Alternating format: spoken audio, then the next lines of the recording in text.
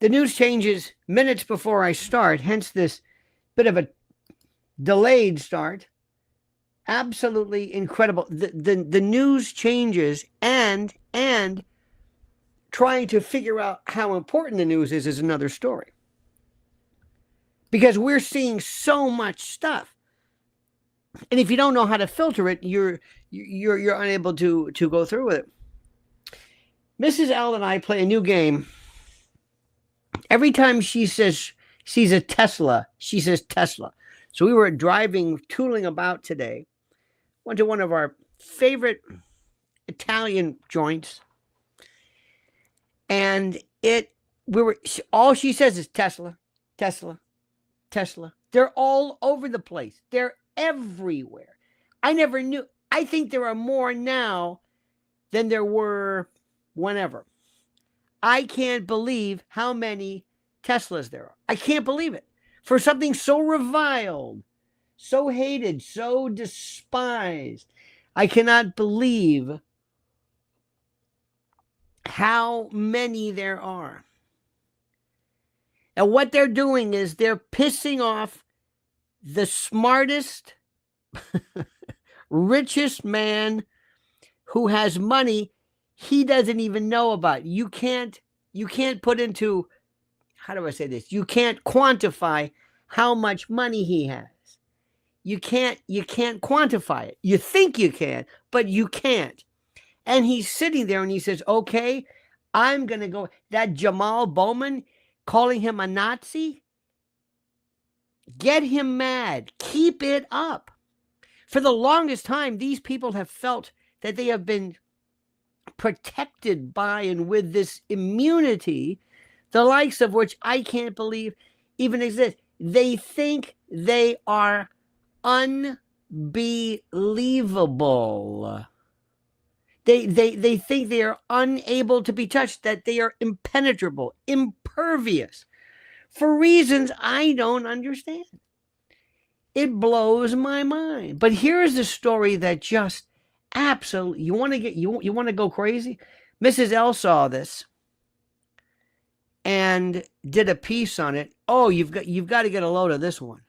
From the New York Post today. Meet New York City's, this is here, of course, but it applies, worst pro-defendant judge who frees violent perps, allegedly berates sex crime victims and prosecutors. New York City's worst judge, as per the New York Post, who lets violent perps walk free a stunning 85% of the time, was once so, quote, condescending to a sex crime victim, the woman refused to testify in her courtroom. This is what sources report to the New York Post. Queens Criminal Court Judge Wanda Wendy Licitra, or Licitra, Licitra, is, quote, the bane of our existence, a Queens District Attorney insider said. Quote, she has no concern whatsoever for victims of crimes. Out of 43, this according to the New York Post, out of 43 felony cases overseen by Licitra, I will anglicize the word, between January and June of 2024, this is what, 6 months, right? She set bail only 5 times and held no suspects in pretrial detention, an 85% release rate. Set bail only 5 times, no bails, promised to show up. This is according to a New York Post review of the latest available from the Office of Court Administration data. Her only concern is the defendant and how I get this person out of jail. One court source said that was the highest rate of all city judges with at least 25 felony criminal cases. Listen to this. Licitra's alleged affinity for criminals was on display in the 2024 sex crime case. 2 sources reported to the Post.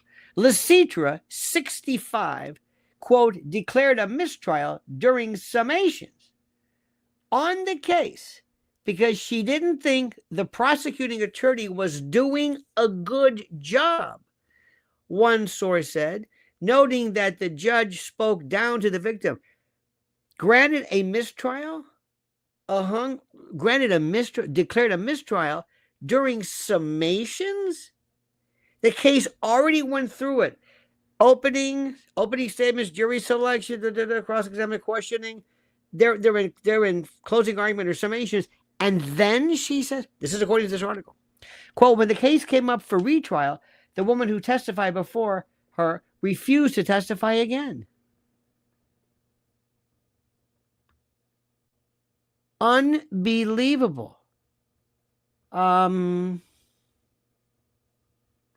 me see this. Yes, the Democrat judge's treatment of the victim was a serious problem. A second source added the victim was not happy with the way the judge had spoken to her. The case was ultimately dismissed. This awful thing happens, and because of the way they're treated within the system that's supposed to be protecting them, she was not willing to testify again. Lecitra, a former legal aid defense attorney who now earns upwards of $196,000 as a judge, has no love for ADAs or assistant district attorneys either. Quote, this is from a source, she's disrespectful to prosecutors. She loves defense attorneys, but when prosecutors open their mouths, she's condescending and she's nasty. How about this?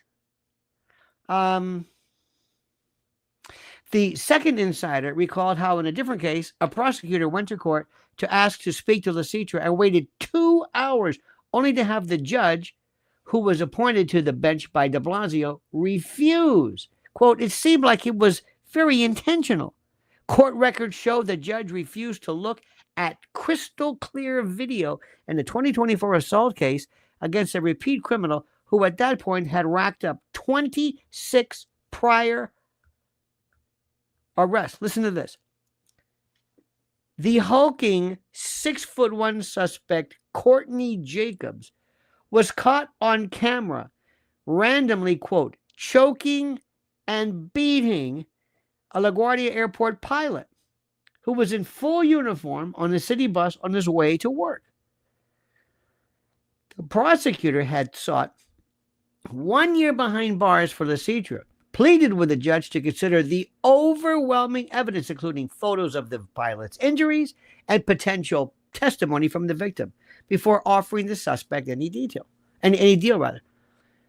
This is what members of our community, victims on buses and subway platforms, are truly terrorized by stranger attacks, unprovoked for no reason, by someone bigger and stronger. The prosecutor noted she'd worked extensively with the defense to see if Jacobs had a mental illness or could get treatment, but found he was simply a sociopath. Jacobs understands what he is doing wrong. He just chooses to do it, and it is problematic. Lecitra, the judge, was unmoved. You got to see this picture. You got to see, the judge, Lecitra, rather, the judge was unmoved. Quote, I'm a big girl. I'm perfectly able to make my own assessment and determination, she said, ultimately begrudgingly agreeing to review the tapes. Jacobs could have been given a 2-year sentence, but instead was behind bars for just over 3 months. And it goes on and on and on and on. This is, ladies and gentlemen, the corruption that we have to deal with, and that President Trump, even though he's federal and this is state, it will permeate and percolate down. I hope you watch, my friends, a video that I did with the inimitable and the ineffable Charles Ortel in one of the most unbelievable recitations as to the horror show of the Clinton crime family, this web of fraud. And I want you to see this. It's really good. I mean, really, really good. It's so thorough. And for the longest time, these people simply don't care. I want you to understand something. When you're dealing with rats, when you're dealing with vermin, when you're dealing with bugs and rodents and critters and pests and things that get into your home, you have to block it, plug it, or set traps for them. You can't reason with a rat. You can't reason with these people. They've been doing this forever. These people have fraud and a disrespect for the nation. It's in them. There are people, ladies and gentlemen of the jury, who are so vile. They are predatory. What you and I enjoy, you might get off on music, being with your family, going to church, honoring your lover, your savior, whatever you do. They get a kick out of victimization. And if all of a sudden the judges said, oh, no, it's over, because the word gets out. The word gets out. This is something which I cannot put into detail. I can't explain it. And the good news is that this president and Elon Musk are going to go at it tooth and nail just for fun. And I am telling you, as I'm reminding myself, we must be patient. I have been far too impatient. 60 days. I was telling Mrs. L today as we had a wonderful afternoon. Oh, it was great.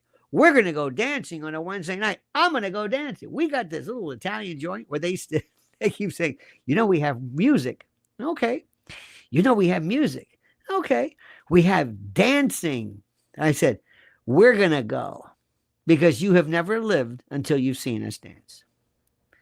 We were we do dirty dancing in the lambada. We do stuff that's so filthy, sailors retch. And we were told one time, boy, you're really good. They were serious. But I digress. But as we're speaking, as we're discussing, we're recognizing the fact that there's no fear.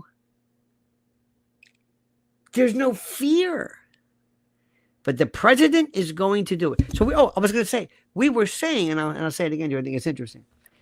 If President Trump just said, I'm not doing anything again, this is it. And on today, the 61st day of his tenure, if he said, I'm done, I'm not going to do anything until the end of my term, he will still have done more than Joe Biden did in 4 years. You hear what I'm saying? If he did nothing more than what he's done in 61 days, he's done more.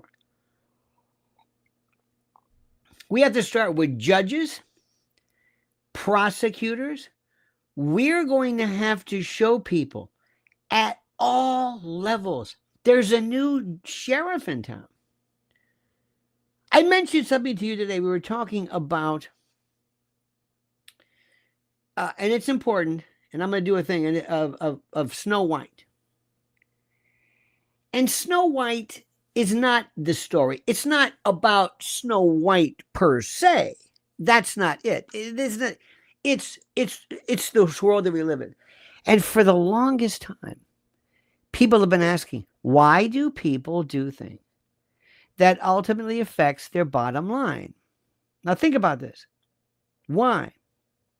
Why do you think there has been, for the longest time, an absolute disregard for anything involving the bottom line? And the answer is so simple, even I missed it. The reason why nobody seemed to care is because they were being paid. They were being made whole, so to speak, by, and let's just call it USAID. Listen to what Charles Ortel and I said. Ortel said that if Bill Clinton had really been smarter, using the elements of fraud, corruption, and basically criminal enterprise that he and his wife have And by the way, she's always made out to be the money-hungry fool. Oh, no, he is. Don't kid yourself. Bill Clinton could be worth about $10 billion a day. Easy. Easy. When you get on and you're a president, you have, I wish I could show you. I can't, but there are people who showed me stuff that, oh my God, I saw stuff one time, I'll never forget. He goes, look at this. You are, no, the Clintons are special. And for the longest time, she said, I don't have anything to worry about. And she didn't. You know all about the bleach bit. Sean Hannity made it his point to make sure you understood about bleach bit. They don't care anymore. And it's incumbent upon us to teach them a lesson. It is that simple, my friends. It is that simple. Listen to me very carefully. But first, this. If you're watching this, consider yourself warned. Food prices are about to explode, and the time to prepare is now. Listen, go to preparewithlionel.com. Preparewithlionel.com and secure your 4-week emergency food supply now while supplies last. With new tariffs, listen to me, with new tariffs slamming the global market and inflation spiraling, your grocery bill is about to skyrocket. When the crisis hits, shelves will be empty, and those who didn't prepare will be left desperate. History proves it. Every major economic collapse, every supply chain disruption, the first thing to go is food. You do not want to be waiting in government lines, hoping there's enough left for you and your family. This 4-week emergency food kit delivers over 2,000 calories per day, ensuring you have the nutrients you need and your family needs to weather the storm. It's fortified for survival, packed in rugged, long-term storage containers, and can last up to 25 years. So when disaster strikes, you'll be ready. Order today, and you'll get 4 free 72-hour food kits. That's 12 extra days of meals at no cost.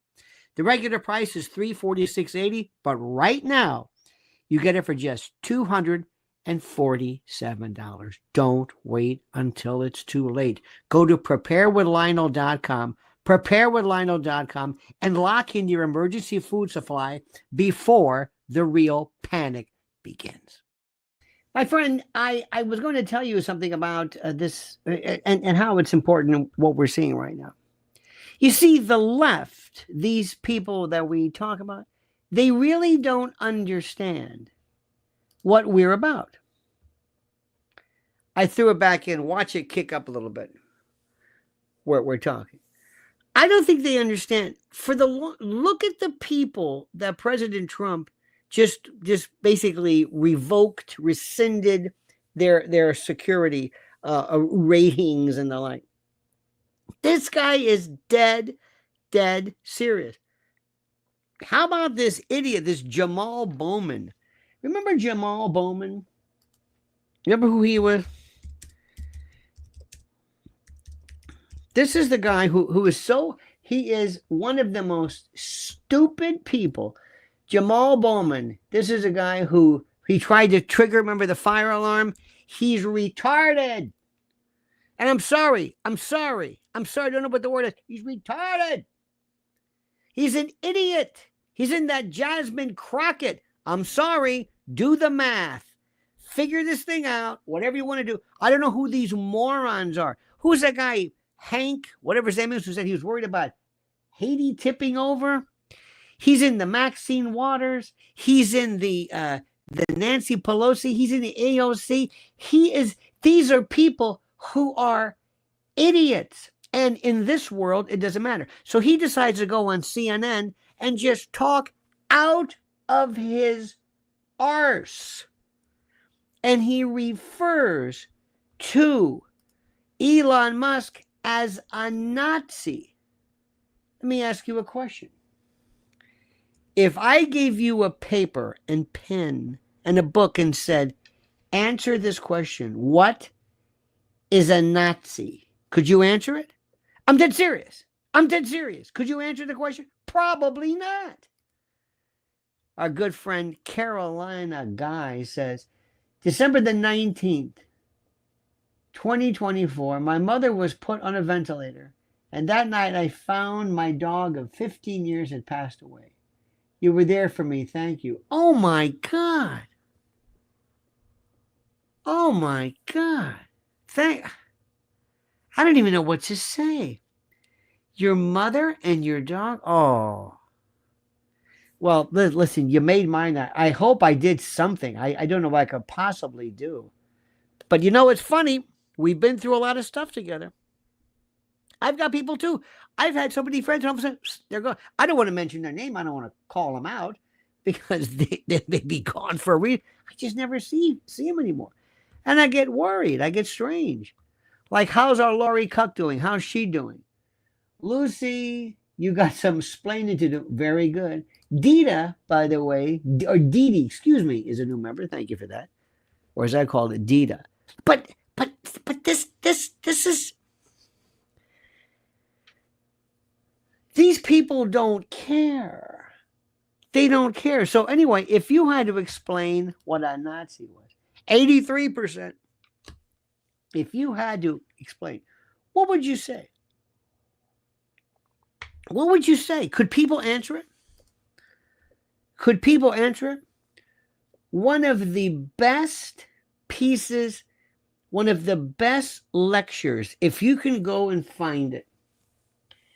And I'm sure this is a man who certainly does not agree with me politically, but he is one of the most, and has been, one of the most brilliant historians ever. And his name is Webster Tarpley. And Webster Tarpley does, if you go online on YouTube, I hope it's still there, and he's with this woman. And Webster is trying in this to be very, very nice, and he gives you the history of Hitler. It's one of the best ever. But this woman keeps interrupting him. And she says, and I can't believe that Hitler... Listen, madam, you're going to have to let me finish. Let me get through this. This is very important. Okay. Now, Brown Brothers Harriman, and he explains where this guy came from and what Nazism is. And she does it again. And he says, I'm not going to tell you. He like gets pissed off. It's great. But it's one of the greatest stories ever. You want to hear, you want to listen to what he does on he was with Lyndon LaRouche. This guy was. I don't think he particularly cares for me now because I am an acolyte of President Trump, and he despises him. But so be it. What are you going to do? You know what? I don't care. But I will tell you when you know something that's going on. By the way, have you been finding out what's going on in the Daily Wire? Pay attention. Find out who pays people for what. Find out who is behind people making. You ever notice it's like, who are these people? Who is behind this? Oh, by the way, listen to Ortel talk about CPAC. Oh, my thoughts exactly. You see, let me explain something. You may be the most horrible person ever, but your recognition of a particular fact is so interesting. There is a guy.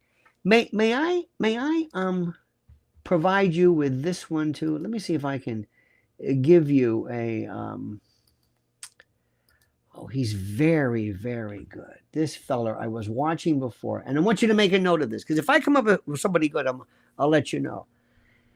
And I don't particularly care, like I said, I don't care about politics. If you're good at something, I will let you know. His name is Roy Casagranda.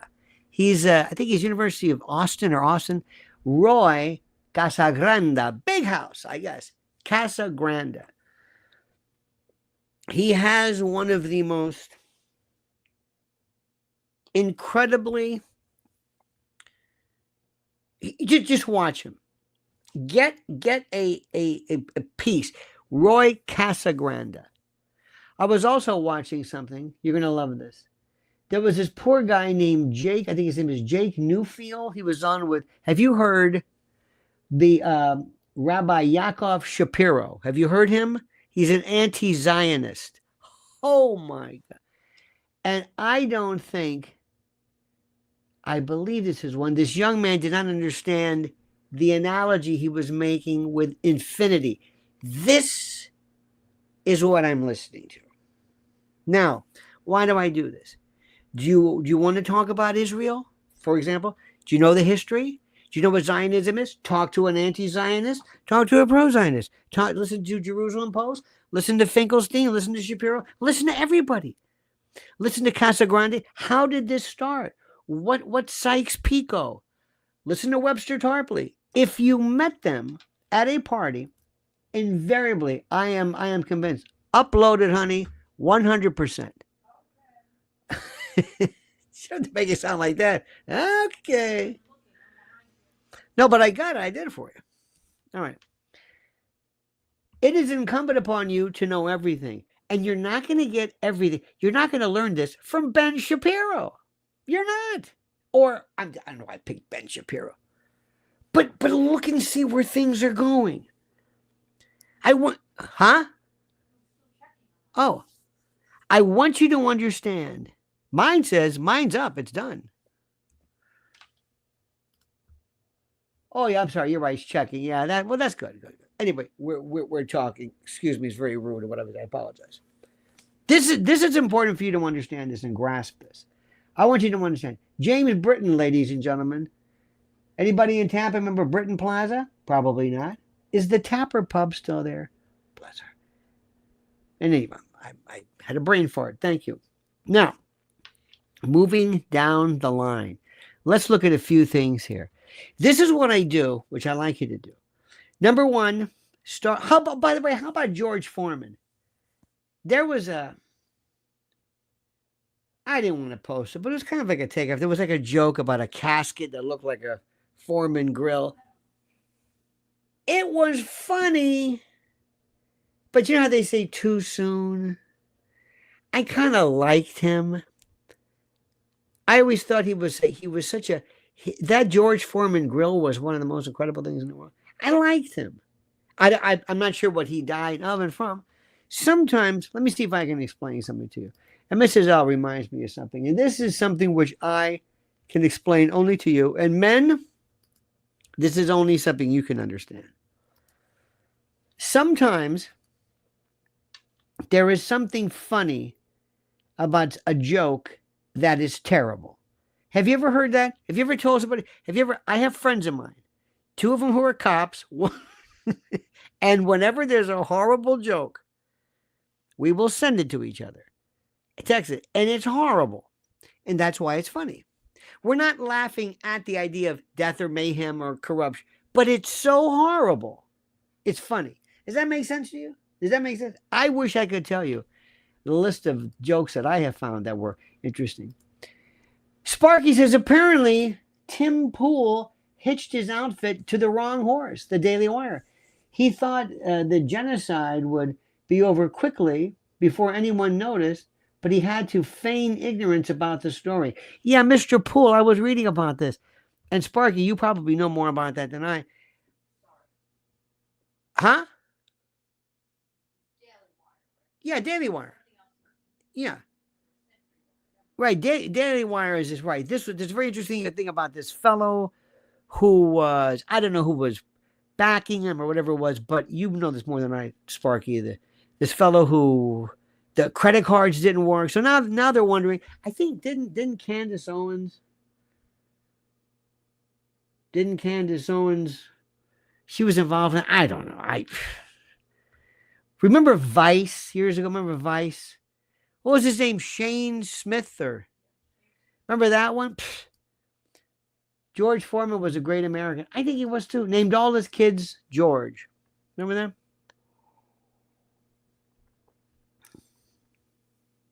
Good man. In any event, what was I going? So I was going to tell you. So one of the best things that I like to do when I want to sit down, I just want to see something real quick. I always go to X and I go to explore, and it will find those news stories. Like here we go. Lightning. This is the hockey. I don't care about this. March Madness. Don't care about it. Don't care about it. Don't care about sports. Don't care about it. Kind of, in passing. Don't care about it. Today is William Shatner's 95th birthday. There was a fellow years ago who was on a radio station who made some reference to his having a toupee, and he went berserk.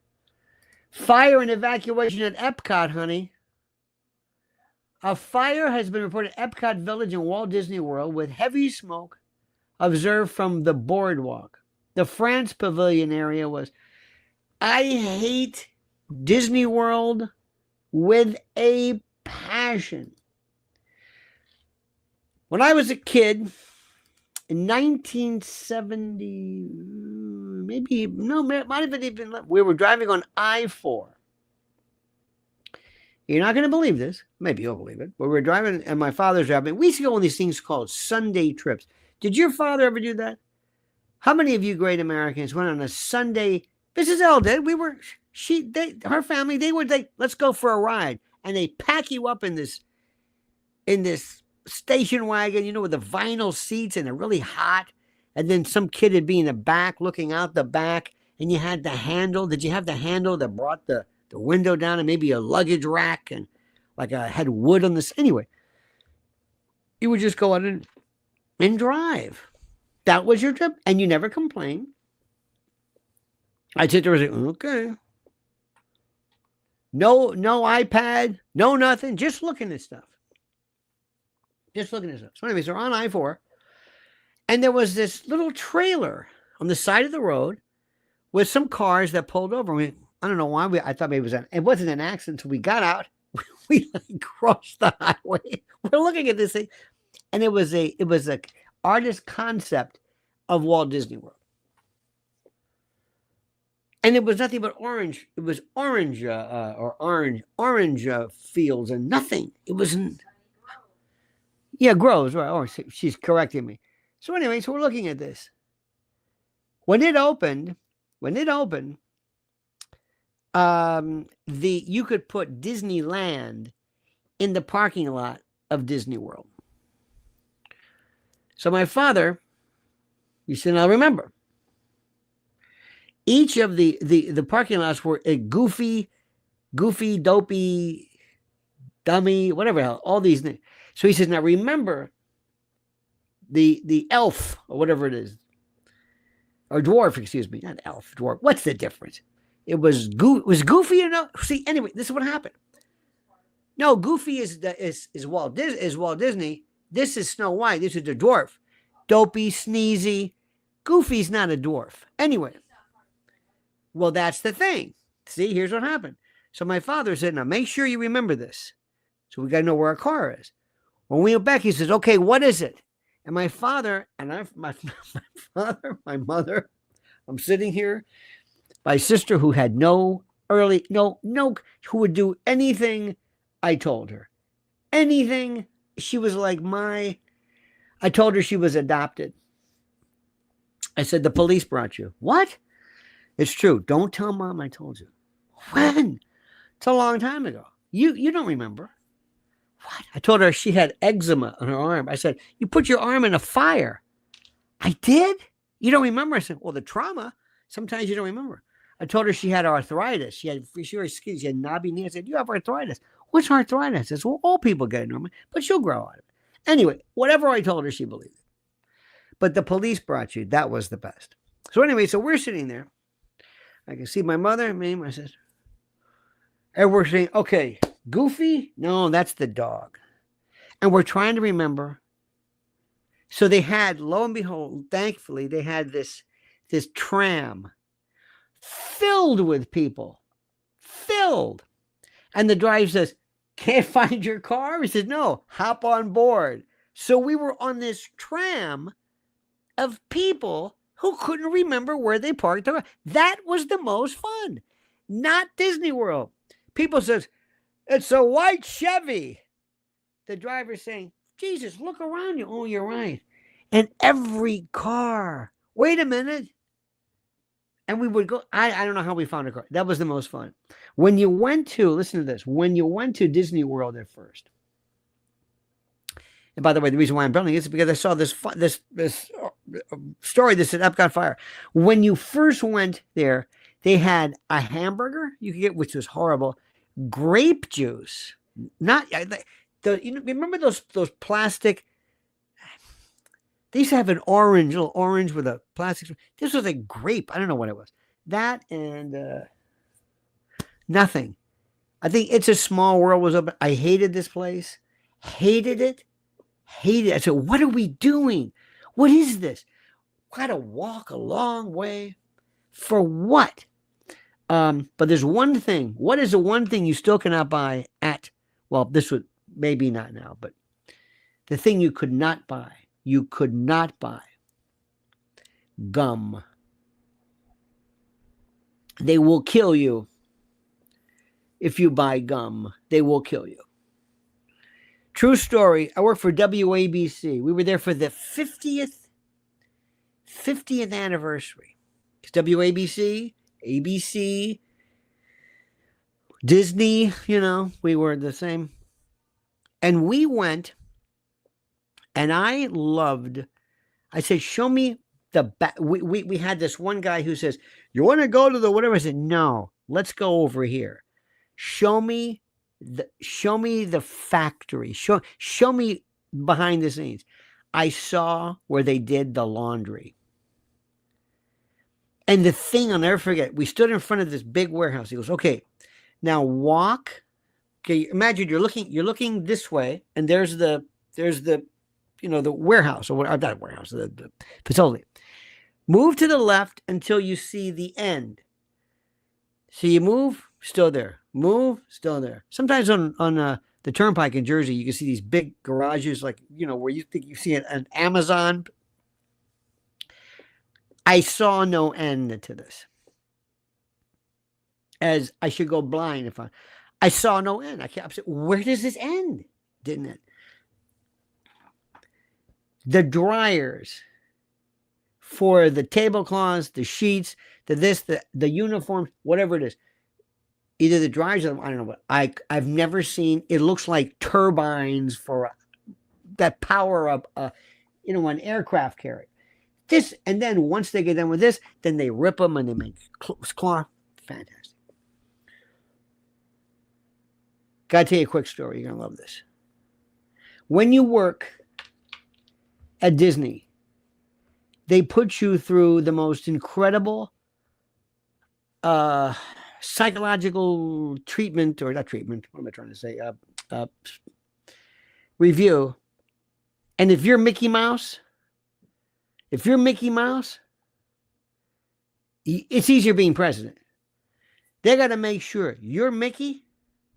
You're not some freak. They do checks on you, because they will take you touch a kid or her dressed as Mickey. And that image, Mickey is God to them. You don't understand this. It might be different now, but this was then. So I heard this story, which I think is fantastic. They have these doors, all of a sudden, and the security is there. Remember that kid who was grabbed by they were walking around, this gator came out and grabbed him, pulled him under?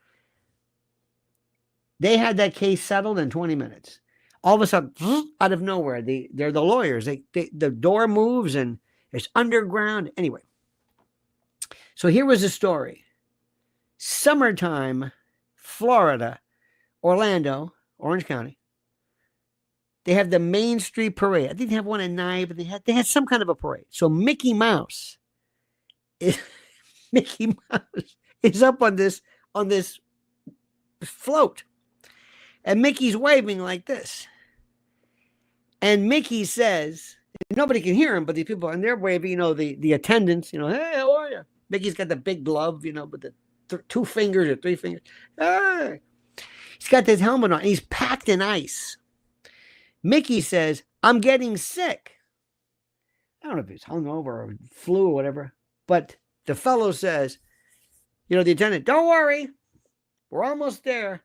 And this guy, Mickey, says, bullshit. We just started. We've got another 25 minutes to go, and I'm going to die. I'm going to throw up.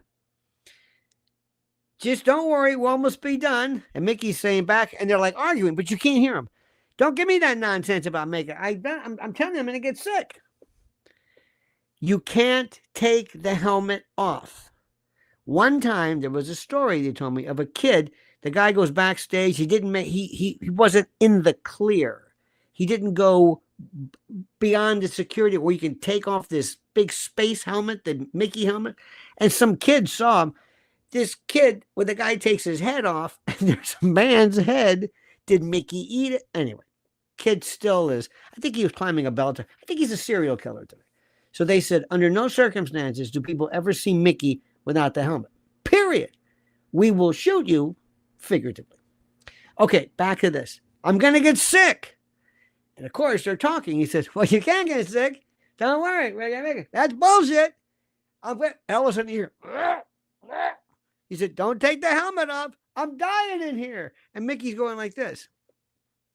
All of a sudden, this kind of turned into this. And then Mickey is encased in this, I don't know what this vomitus, this emesis inside his helmet. And they're worried that maybe it would, anyway. So somebody jumps up on the float, and they have this, I don't know what it was. And they grab Mickey's arm, they put Mickey's arm here, Mickey's arm here. And he's like crucified. You can see this Christ-like, this crucifixion in Mickey's head. And they're lifting his head up, and they're going like this. And kids are going, Mommy, what's wrong with Mickey? He's resting. Mickey's dead. I don't know if Mickey's dead. Who knows? But this thing, and it's the slowest ride. 150 degrees, baking inside this wool, packed with ice, but who knows? And there's Mickey, who's... I hate Disney World.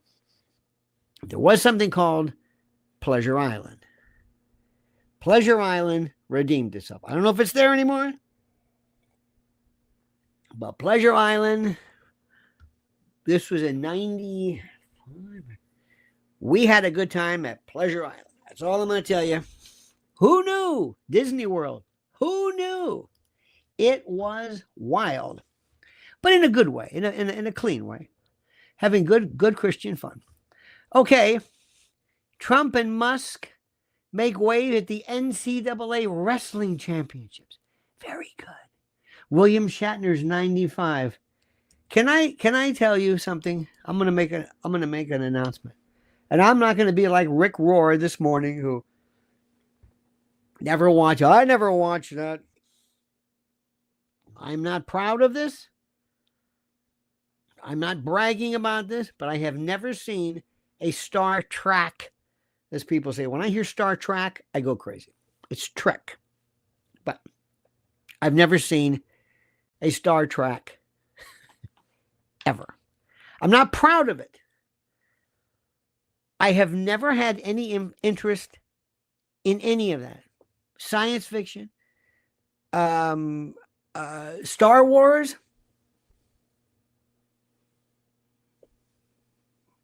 I don't understand. It's a level, and I'm not proud of it. I'm telling you it's about me, just whatever. It's a level. Did you ever watch Star Trek? Did you care about that, honey? Did you ever? I didn't care. The suits and the Uhura and yeah, I'm thinking, what are you doing? Oh, this is amazing. Look at this. I said, what? The sets look, everything looked fake. I thought It's About Time, It's About Space. Remember that? I thought Lost in Space. Remember, was it Dr. Harris? What's his name? No, not Dr. Harris. Jonathan Harris was a, anyway. Lost in Space. But what was it? Dr.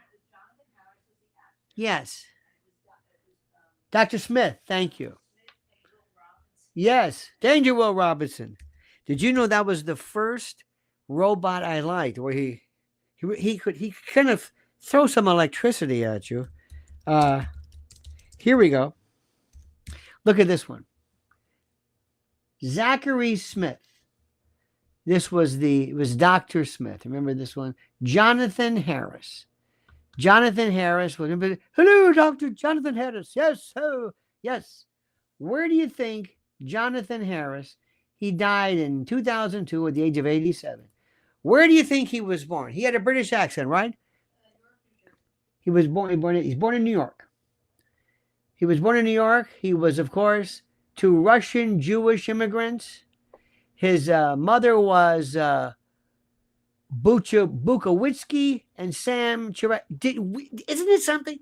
But he's born in Roscoe Lee Brown was born in, I don't know, Red Hook. He's phony. But in any event, I did not watch one of them. Here's very sad. Jessica Aber, a Biden attorney, has been found dead in Alexandria. I don't know what that is. I don't know why. There's a picture. She's standing there with Merrick Garland, and I'm looking at Mayorkas, and I want to spit. Very, very sad. I don't know why she did this. How about this one? Did you see this coach pull this girl's hair? Northville basketball coach Jim Zulo fired after he pulls this girl's hair. Did you see this? I would put it up for you, but I don't want to do this. Goes up to this girl, grabs her hair, fires her. What are you doing? Oh, on the spot. A girl? It's only a stupid game. It's only a game. I don't think I'd be very good as a coach if I'm saying it's only a game. Don't get hurt. Don't hurt yourself. NYU website hack exposes admissions data. How about this?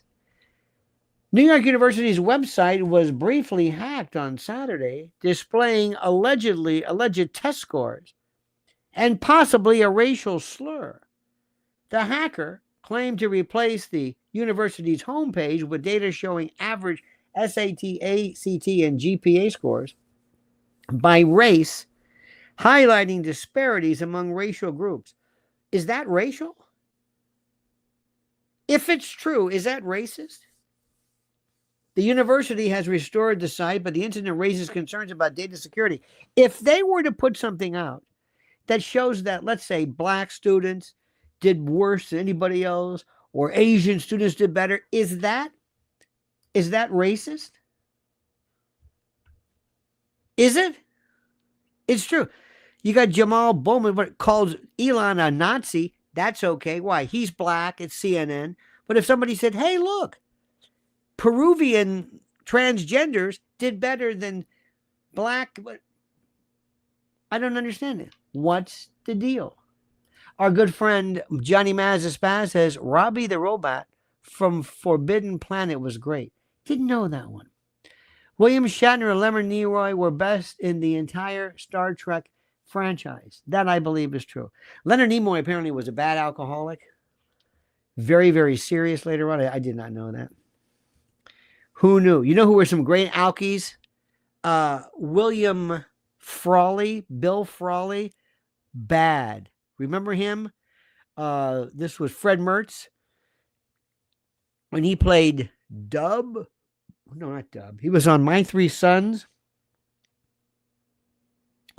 He was so bad, Ernie would have to go across the street and get him. And he was loaded out of his mind. He had his load on. And anyway, I just found that was funny. He was a bad, bad one. But Desi Arnaz loved him. Absolutely loved him. How about this one? Recent social and media discussions have discussed on the popularity of Vice President J.D. Vance. Various posts and reactions reveal a significant divide in public opinion. Some users cite new data, claiming Vance to be the most disliked new vice president in American history, while others include notable figures strongly support him. Let me ask you, why would somebody not like J.D. Vance? I'm a pretty tough audience. I think he's great. Let's do an informal Lionel Nation poll. Do you like J.D. Vance? Don't you like him, honey? I like him. I like his wife. I like everything about him. Who likes anybody not? Let me rephrase this. Who doesn't like him? Who doesn't? I think he's fine. I don't know him. I'm not particular. Jonathan Harris was a pharmacist out of Fordham, but quickly went into acting. You know that? I did not know that. You know what Sparky does? Sparky's so terrific. You got to understand what Sparky does. Sparky will do this as an example. We'll be talking and he'll say, I had a cousin one time who met Jonathan Harris at a party. No, it's my cousin. Oh, okay. Later on, he'll say, my cousin was Scott Carpenter, who was a national astronaut. What? He was married to a woman whose grandmother was Mrs. O'Leary from the cow from the Chicago fire. It was Mrs. O'Leary. And they just keep, true, but they just start, wow. One night he was, what were you talking about? Your grandfather or something? Or some Wild West? It was, I wanted just to say, the hell with me. Let's just listen to Sparky talk about his father. It was something else. In any event.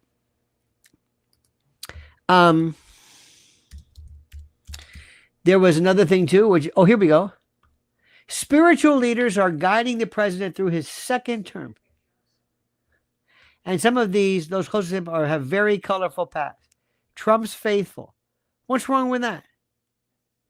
Well, town hall event erupts in chaos as Republican trolls angry liberal crowd with donuts.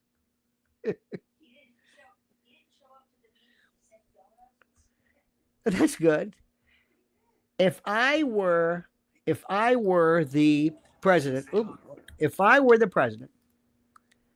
I would have somehow, I don't know how you could do it now, but I would try my best. I would try to find out the equivalent of Ernest Angley. Ernest Angley changed my life. Did everybody, you know who Ernest Angley was? Did you know Ernest Angley, honey? Baby, foul deaf spirit be gone. Yea, in the name of Jesus. I watched him. My friend and I became evangelical born again. Wow. And we became, I watched everybody, but in the South we had better ones. The best, David Paul was the best ever, as far as I'm concerned. And we saw people like, Robeson and Oral Roberts. Sundays, I remember as a kid, it was the best. It was a who's who. Well, Ernest Langley said, in the name of the bad toop, the terrible toop, that awful, and he would do, yay! You've seen him, right? Foul, deaf spirit be gone, yay! In the name of God. Loved him. Benny Hinn couldn't hold a candle. Well, he, in 1980, came to Curtis Hickson Hall in Tampa. I went with my friend Scott and a woman named Sophie. Well, she's no longer with us. She was a Jew for Jesus. Couldn't understand that, but we took her. We showed up, and I said, I want to be slain in the spirit. Where he said, are you in the, fouled, the generic, whatever, sin and drugs or whatever it was. Yolanda Torres, wait a minute. Speaking of which, Yolanda says, hi, Lionel. Have you listened to Tom McDonald's politically controversial music yet? Curious on your thoughts. No, but I will. I think, is that the same Yolanda Torres? I think. Because sometimes they come, sometimes they go. Did Trump really name the F-47 after him? I did not know that. I did not know that. I did not know that. Miss Mary says, the shake and fall. Anyway, so we went there, and it was packed. Ambulances, people on stretchers. I've never seen anything like it. They had a group of 4 men singing. This is a music group. You know what his group was called? Guess. The Singing Men. I swear to God, I said, leave it to him. Up and down. I can see it like it was yesterday. Packed. There's all the seats on the people are just walking around. This was weird. There were no seats on the floor, on the ground rather. People were just standing there, and you'll find out why. And people ran up and down the aisles with, Kentucky Fried Chicken buckets. Kentucky Fried Chicken buckets. They had things around it, but it was, and people just throwing in money up and down, and the singing men were playing. Here he comes in the name of Jesus. There he is, the man. I said, we're going to get slain in the spirit. Can we? I said, what do you mean, can we? Yes, we can. Can we? I said, we're sinners. Are we sinners? Yeah, we're going to get saved. What the hell are we here for? And my friend was like, I don't know if we can do this. What do you mean? Don't you want to be saved? He said, well, I don't know, not really. I said, well, you're going to be saved because in the name of Jesus. And I kept going like this. And people realized we were mocking. I said, come here, let me tell you something. Bah, and I hit him, and we were hitting each other. Because that's what he'd do. He would go like this, and people would, fall back. So anyway, we got on the floor. And he says, if you have alcohol problems, this way. You stand in line, so come on, let's go. If you are under the influence of drugs, all right, go over here. Well, that's a tough one. All right, why don't we go halfway? If you're just fucked up, go over here. So we're wanting decisions. We'll kind of stay in the middle. We're not really sure what's the matter. If you're just a sinner, that's us. We're over here. And poor Sophie, she's like 80 years old. She doesn't do anything. So we lined up. And here comes Ernest with that beaver pelt. I don't know what it was. It was the worst tube. It was so bad. But he went up and down. And instead of just hitting everybody, he would walk down and say, think of Jesus, think of Jesus, think of Jesus. And then he turned this thing. Turned around and then moved up. He hit everybody. So he had men standing. Now I'm standing there. He has two guys behind us with tablecloths. And I said, I don't know what this is, but this is going to be good. Tablecloth, like a, well, but that size. Let me tell you what they would do. For women, what he would say, would you like to do the Sinner's Creed? Yes. And people are crying. And you raise your hand and you do the Sinner's Creed. And then he says, yay. And he hits your forehead, then hits you. And these women, their eyes would roll back and they would fall. But the guys would help them, but put a tablecloth on their dress because they had dresses. They would come up. I shit you not. Oh, right. I thought, well, that's nice. So now my friend Scott is looking at me and he's getting a little nervous. Like he's thinking, is there something to this? I don't know if I want to be saved. I said, just think, today, my friend, salvation. You and me, putting our wicked ways away. Right, Sophie? She's so happy to be there. I thought, this is the greatest thing, and it's free. You pay nothing for this. Here he comes. I should go blind if I'm lying. I should go blind right now if I exaggerate one thing. Sophie was first. He did this thing, and she just tips back, and the two men kind of helped her down, and I think they just threw a blanket on her, whatever it was. She didn't have a dress, but just hypothermia. My friend Scott, when he got that, he did the Sinner's, whatever, no, he just did the yay. The Sinner's Creed is when you're a hard case, which you'll find out.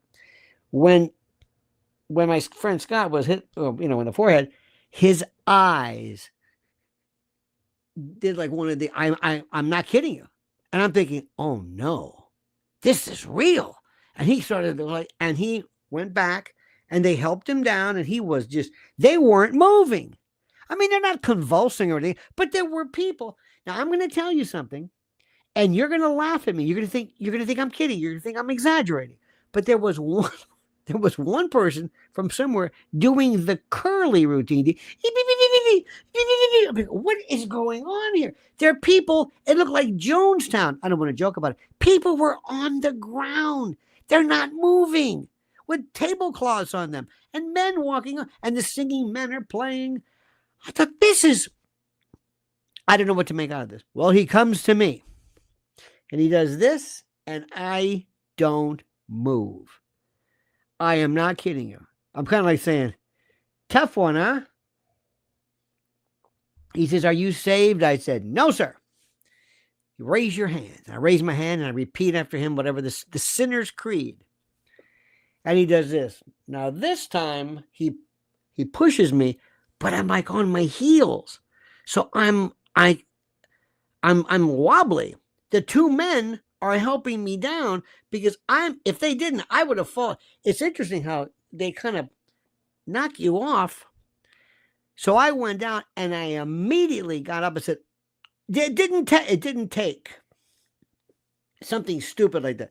My friend is still, he's out, not convulsing, but it was the most incredible thing I've ever seen in my life. Absolutely phenomenal. Years later, I was at the University Square Mall on Fowler Avenue. And who is parked in this bus? Really far away, Ernest Angley. And I walked up and said, Reverend Angley, you probably don't know me. I think it was I forget what I was doing. The prosecutor said, it was a long time ago. I said, I saw you at Curtis Dixon.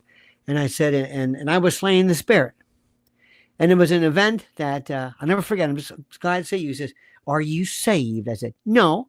I said, but it was an event that I'll never forget. That is what I consider to be Star Wars to me. That is it. I loved it. I love tent rallies. I like carnivals. I don't like Star Trek. Give me charismatic, faith healing, spiritual. I love it. Sorry. Ms. Mary says, no way. Look at this. Somebody says, I love this. Kathy says, my cheeks hurt. That's the nicest thing you could say to me. Kathy else says, I'm going to pee. Oh, here's one for you. My dear friend, oh God, years ago. His name is Hector. Hector owned a gym. I love him. Remember Hector, honey? Oh, I loved him. And he was, some time ago, I never would work out. I would just talk to him because he told me these great stories. And in the Catholic Church, there was something called the charismatic movement. The charismatic movement was the Pope didn't like it. They didn't care for any of this stuff. And because it was hellfire and brimstone and the Holy Spirit and all this stuff. I said, ooh, I like this. It was really like holy roller. And they would have these, you would go out into the, like, parts like Thenota Sassa, these weird kind of like in the woods, or like these Catholics would meet and they would have this rogue priest. You couldn't tell anybody you did it. They didn't do it. It wasn't animal sacrifice, but they just were into this hallelujah and shaking, and the church didn't care for that. So my friend Hector said, listen, you're going to go to this, but I want you to know something. You're going to see something. It's going to change your life, and it's going to scare the shit out of you. I'm just warning. Something's going to happen to you. I'm just warning you. Really? Something's going to happen. You're kidding me.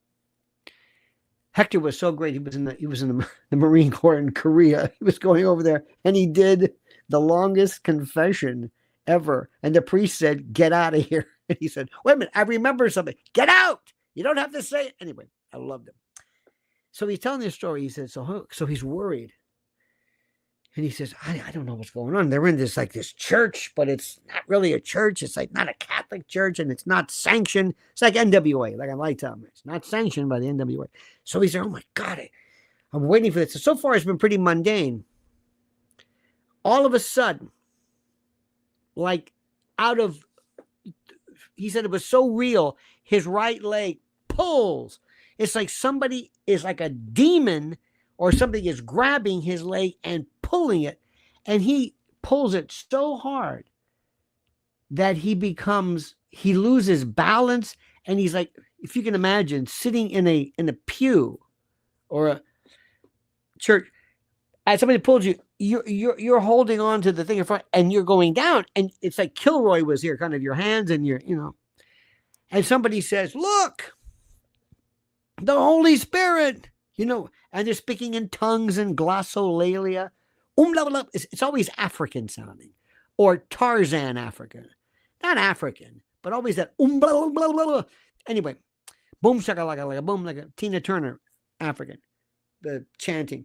So anyway, they're yelling at him and they're speaking in tongues. And he said, wait, no. And he meant to say, no, it's not what you think.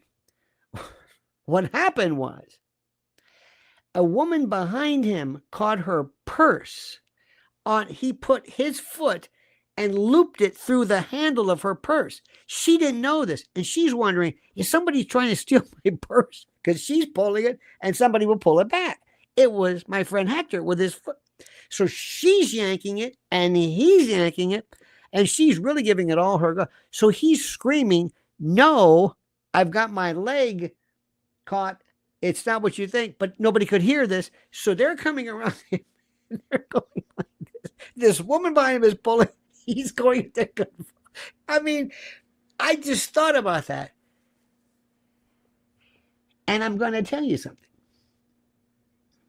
In my stage of life now, I don't know if you've had this happen to you, but I have brain farts constantly.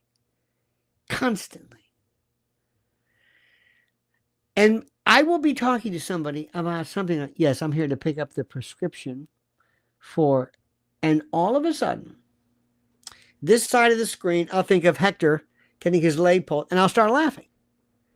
I don't know what made me think of that. Or I'll think about something terrible that I did. And I think to myself, am I facing the end of my life? Is this some kind of a, I'm seeing my life. I don't know what it is. But I think about these events and I laugh because they were, at the moment, comedically, mathematically perfect. Perfect. The events, you couldn't write them. If I wrote this story, they're in this woods and the leg and it's just, and life is filled with that. And I see things and I look and I see the humor. I know you're not going to think. So. But what we went through with the last 4 years and Kamala and Biden, it's one of the funniest things I've ever seen. It was tragic, but it was funny. We had a woman who was running for president who was retarded. Couldn't speak, who said stuff and nobody talks about. She was laughing. We had a guy before it who was clinically brain dead. He was senescent.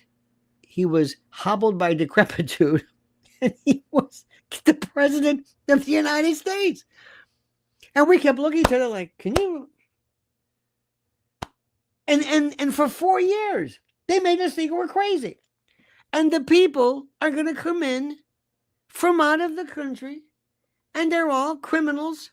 Okay. Oh, is this happening? Yeah. Is this okay with you? Yeah. And this pond scum, waste of flesh, drug addict, criminal, thug, sexual batterer, horrible, named George Floyd, we're going to treat him like he's a god. Remember Gilligan's Island when they had that totem where it looked like a coconut head, looked like they thought Gilligan was the god? That's what we did with George. And if you think about this, it's one of the funny. He was a dirtbag, scumbag, scumbucket, piece O, who he wasn't even killed by virtue of Officer Chauvin. If you think about it, I know you, it's hysterical. Edie says, a lady interrupted a Pentecostal church to cast a demon out of me. I can't necessarily say that that's, let me just go on the record. I cannot rule out demons. I can't rule them out. I can't rule out sugar plum bumpkin too, as Robert Klein would say. I don't know what that is, but I can't prove it either. So I don't know. I wish we could somehow but anyway, but thank you for that. You do realize what we went through. You do realize that we live in this world right now we live in a world where we have the lefties, these people, and the left now is like saying crazy, They loved EV, okay? If it was electric, they loved it. Remember that stupid Prius? It was wonderful. Why, it's EV or hybrid, and we love it. Carbon footprint. Well, Elon Musk comes along and says, okay, I got the ultimate. This is 100% electric. It's fast as hell, and I think they're the ugliest cars, but it doesn't really matter. And today we saw every other car. Okay. It's not like a Yugo, a stretch, but as you can imagine. So these same people, all of a sudden, overnight, now they hate them. And they're tearing up and blowing up and putting swastikas on the cars of people who own Teslas. Do you think Teslas tend to be more right-wing or left-wing? Answer, left-wing. So they're writing swastikas on the side of lefties who bought this car, and they're saying, wait a minute. We like these. We loved Elon. Not anymore. Why not? Because of such and such. They're burning. I don't understand. Remember in the movie Goodfellas when Karen Hill, Henry Hill's Lorraine Baracco said, by the way, you see her after the surgery, not even recognizable. Anyway, they said, and you know, Mickey, Jimmy Burke's wife, Mickey Conway, spat on the floor during a search warrant. He goes, in her own house. She spat on the floor. People are destroying cars belonging to the left because now all of a sudden Elon Musk is a Nazi. And they can't tell you what a Nazi is. And this retardate, Jamal Bowman or whatever, who pulled a fire alarm, he was censured. He's on CNN and he said, he called it, this is insane. I swear to God, it's absolutely insane. This is how I look at my life. This is everywhere I look. I laugh at this because it's really funny. I mean, it's sad, it's tragic, it's about very, very serious things. But think about this. For 4 years, we had somebody who was dead. You had this woman who was so stupid. And here's the best part. Listen to what they did. The other day they said, Jill Biden says, I got an idea. What is it? By the way, Jill, are you a doctor? No, I got an EDD out of a community college. No, I'm not a doctor. No, they think you're a doctor. Remember, Whoopi Goldberg thought she was like a doctor, an MD. She did. This is Whoopi Goldberg, who also is retarded. I'm sorry to say that. I'm sorry to use this word, but it's so perfect. So Jill Biden says, I got an idea. We're going to come forward and we're going to say that we're gearing up. Oh, come on. No, let's do this. Really? Yeah. What do you say, Kamala? Sure, I'm in. Okay, I'm in.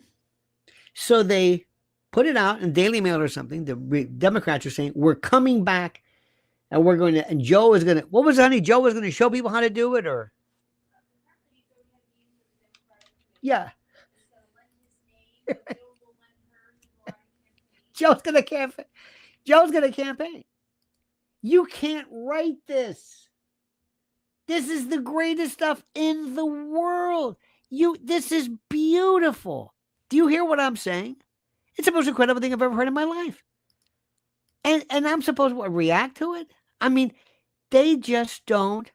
And the thing is, they keep thinking they're in charge. They keep thinking they're in charge, and they're not in charge. That's what I'm trying to tell you. They're not in charge of anything. So don't get too upset. I know it's tough. I know you go through this stuff sometimes. I think, this is awful. It's terrible. But believe me when I tell you this, it's really not as bad. It's not as bad as you think, because these people have given me some of the funniest stuff to actually be a part of, and to just figure this out. I don't get it. But the good news is, and I tell you this, please do not lose faith in this president. Now, I'm going to tell you again that in 61 days, he has done more than anything anybody could ever have imagined anybody could do. Do you hear what I'm saying? In 61 days. It's like nothing I ever thought even remotely possible. I am so thankful for him. Whatever he wants to do is fine with me. Did you see him? He had the evangelicals. I would have Ernest, or say he's dead. Yep.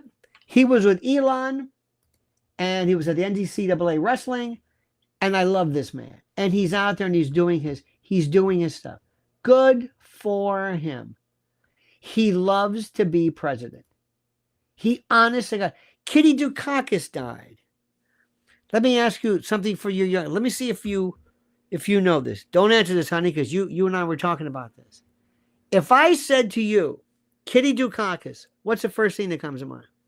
Let's see who gets this one first. In fact, let me see if we got this. Let's see.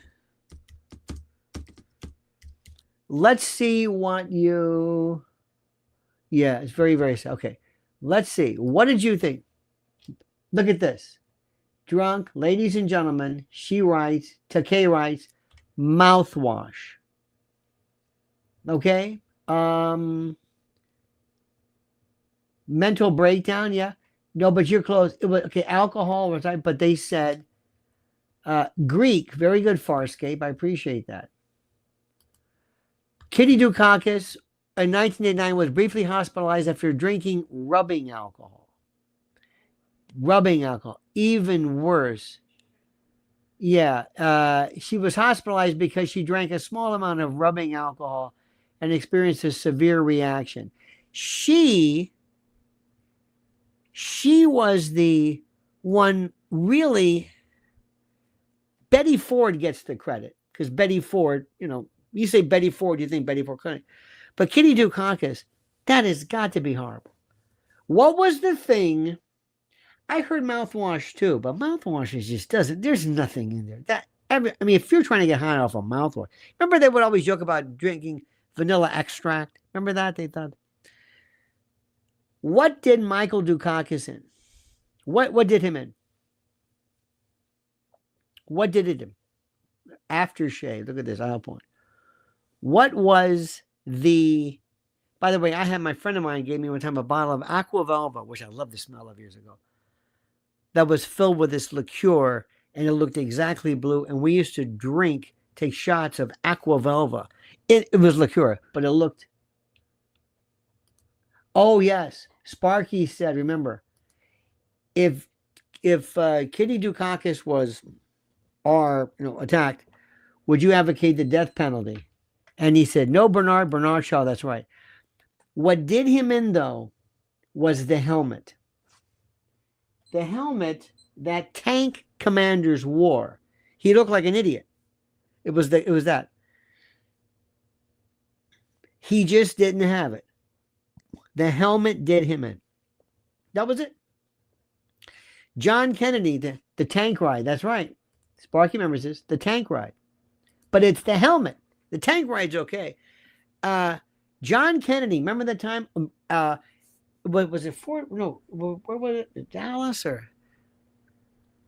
Where they said, Miss Kennedy, don't you think we got out here to give you a hat to keep the rain off your hat? And they gave him this cowboy hat. And Kennedy's head was big enough as it is. And he said, well, I'll tell you what, I'm going to bring this back. And you can come to Washington and you can watch the. I said, what?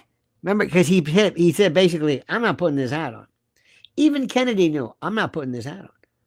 I think he wore a top hat once. And he goes, take this shit off. He was the last. He got rid of it. Stop wearing hats. But he knew. Not Dukakis. Nope. Dukakis didn't have it. Dukakis was also Willie Horton, Lee Atwater. Willie Horton, deranged assaulter, sexual, crazed. Remember that grainy, horrible picture? Willie Horton was let out on a furlough thanks to Michael Dukakis. And Willie Horton came on, and if you vote for Michael Dukakis, he will attack your daughter. You know, oh my God. And they did it. Clovis, Steve Dreamcoat. Where in the hell have you been? JFK was into beaver pelts. I hope you're not insinuating that was a rug. That was his real hair. You know, Dream Killer, I've been wondering about you. It's like, where have you been? I always think, what's going on? The number of people I was looking for a friend of mine tonight. I said, I wonder where he is. And I looked up this guy's name, this law friend of mine, lawyer. I look up, he says, suspended over non-payment of fees or dues. It's like, who gets suspended for? Anyway, I'm glad to see you back. Glad to see you back, my friends. You do know that we're still going back, and I know Sparky did a lot of stuff. We learned absolutely nothing regarding the JFK files. Remember that one? Nothing. Nothing. It was nothing. Nothing. It was the funniest thing. And people would have a picture and they would have to highlight it and they would say, Benjamin talked to Ben Gurion. See? Now we know. What? What are you getting at? We're talking with the Jews in Israel. Israel did it? Oh, yeah, Israel. Well, because it says, so you let people go. That was what, 2 days of that? And now we're done. We forgot the whole thing. You know who else we were talking about? All that? We're talking about Diddy. P. Diddy. Nobody gives a shit about him anymore. Does anybody care about him? Oh, yeah, Diddy. Oh, yeah. What's he in for? What's he? I'm like, oh, really? I don't know. Okay. Yeah, maybe. Look at this. C3D now says, sir, I am 72 and I am exactly where I was when and I remember exactly where I was when JFK was killed. Well, don't keep us in suspense. Mrs. L, as a matter of fact, was born right at his inauguration, right? Or the day before. The day before the inauguration. Think about that. Snowy. How perfect. I, of course, was born during the last couple of years of the Eisenhower. I just loved saying that. Doesn't it? Oh, yeah. Oh, absolutely. Eisenhower. But anyway. Now, today I was supposed to be talking about the deep state total meltdown, but I talked about instead Ernest Angley. You know what? I like doing that. And when somebody says I made you laugh, that makes me more happy. That makes me happier than anything I could possibly do. I'm serious. We should have our final answer. Yeah. We had this woman one time, Mrs. Young. I used to love when I was a kid. My parents never they never told me, don't. We used to go every year, Treasure Island, place called Trails. Was it Trails End? When you go over the bridge, Treasure Island on St. Peach, there was a big Thunderbird. It might even still be there. And Mrs. Young was there, Hazel Young. And we were sitting, and they were playing cards, and I sat in this room in this little beach house right there in the Gulf, and my parents would play cards, and they never cracked a window, and they would smoke cigarettes the whole night. I swear to God, nobody thought, open the window, there's kids. So she was in a wheelchair, and I would tell her jokes. And she says, oh. I said, what's the matter? That's funny. Oh, I pee. Oh, my pee. Mom, are you peeing? I said, what is this? It's a smoke. She's peeing, old lady peeing. And my father says, stop it. I said, I'm not doing anything. You're making her laugh if she's peeing. I said, it's not intentional. I'm sorry. I'll stop. Oh, tell me a joke. I said, I'm not going to tell you a joke. No, tell me. I said, okay. Two guys walk into a bar with a man comes back, and she's, oh no.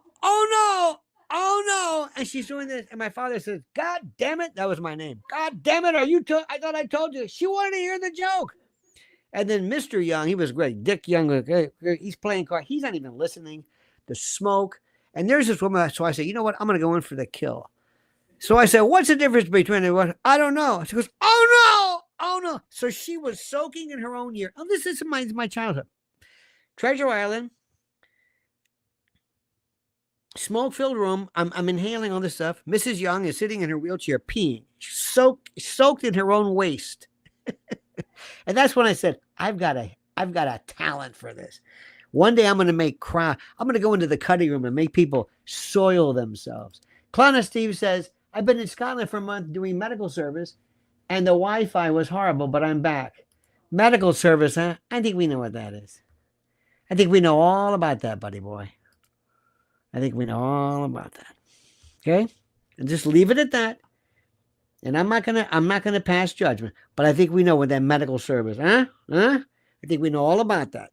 Let's don't make a big deal out of it. Just let it go. But I think we know what your medical service is, okay? Which is okay. You're entitled to make a buck too. Who am I to say what's clandestine and what's not, or what's illicit? I'm not. Isn't it funny though when you remember things just as a kid? And I wish kids today kind of knew this. You know what I mean? We really had it made. I never understood it.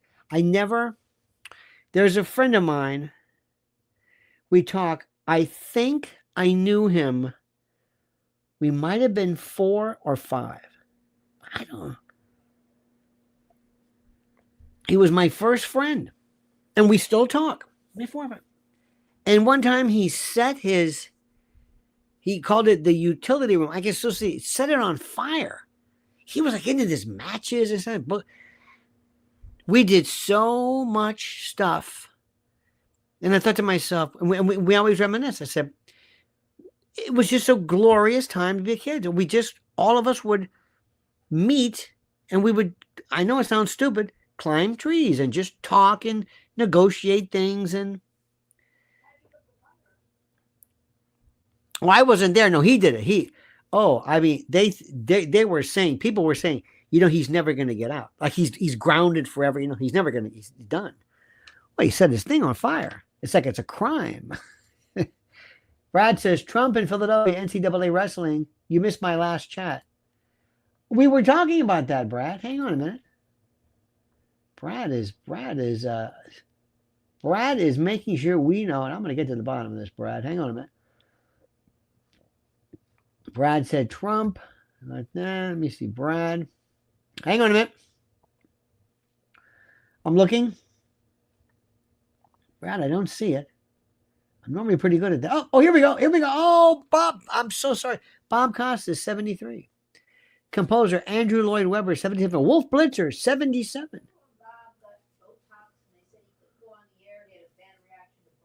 Bob Costas? Wow. Writer James Patterson, 78. Musician George Benson, 82. William Shatner, 94. Thank you. I thought he was 95. I thought it was 95. Better check that, Brad. I don't want to, tell you. What was that? You made me think of something just from these people. Oh, Wolf Blitzer. I told you that Wolf Blitzer story. I was in Washington and I was we're on a panel, and I really like doing panels. I always was pretty good at panels because it was so boring. But I would say something that would bring the room down and crack them up because I just had a sense of humor and they didn't. I was about to say, I was waiting to say something. I said, now's my chance, because I would wait. And I raised my hand, and Wolf Blitzer was about to go to me, and he said, just a minute, Lionel, just a minute. And he pulls out, he had a pager in the little case, carrying thing. He said, let me see. Oh, I'm sorry to report. The Daniel Pearl, remember the decapitated this poor man? The remains have been found. Daniel Pearl dead at whatever. Okay, Lionel, go ahead. And I said, thanks, Wolf. Thanks. I had this, I was really gonna kill you with this line. No, but you have to, So the room was so nervous, they kind of laughed. Not at Daniel Pearl, but at me. This is my test. Thanks, Wolf. Thanks. Appreciate it. He says, no, I'm merely written. No, I know you, I've been waiting the whole time for this, and your timing is impeccable. So anyway, I actually got a bigger laugh, not because of Mr. Pearl, but that story was very strange, wasn't it? Sparky says, I was still like the Little Rascals, our gang, when we grew up. Kids today can't imagine. Do you remember one of the best Robert Klein routines was on the Our Gang? Listen to it. It is absolute perfection. Hal Roach. Remember the songs? They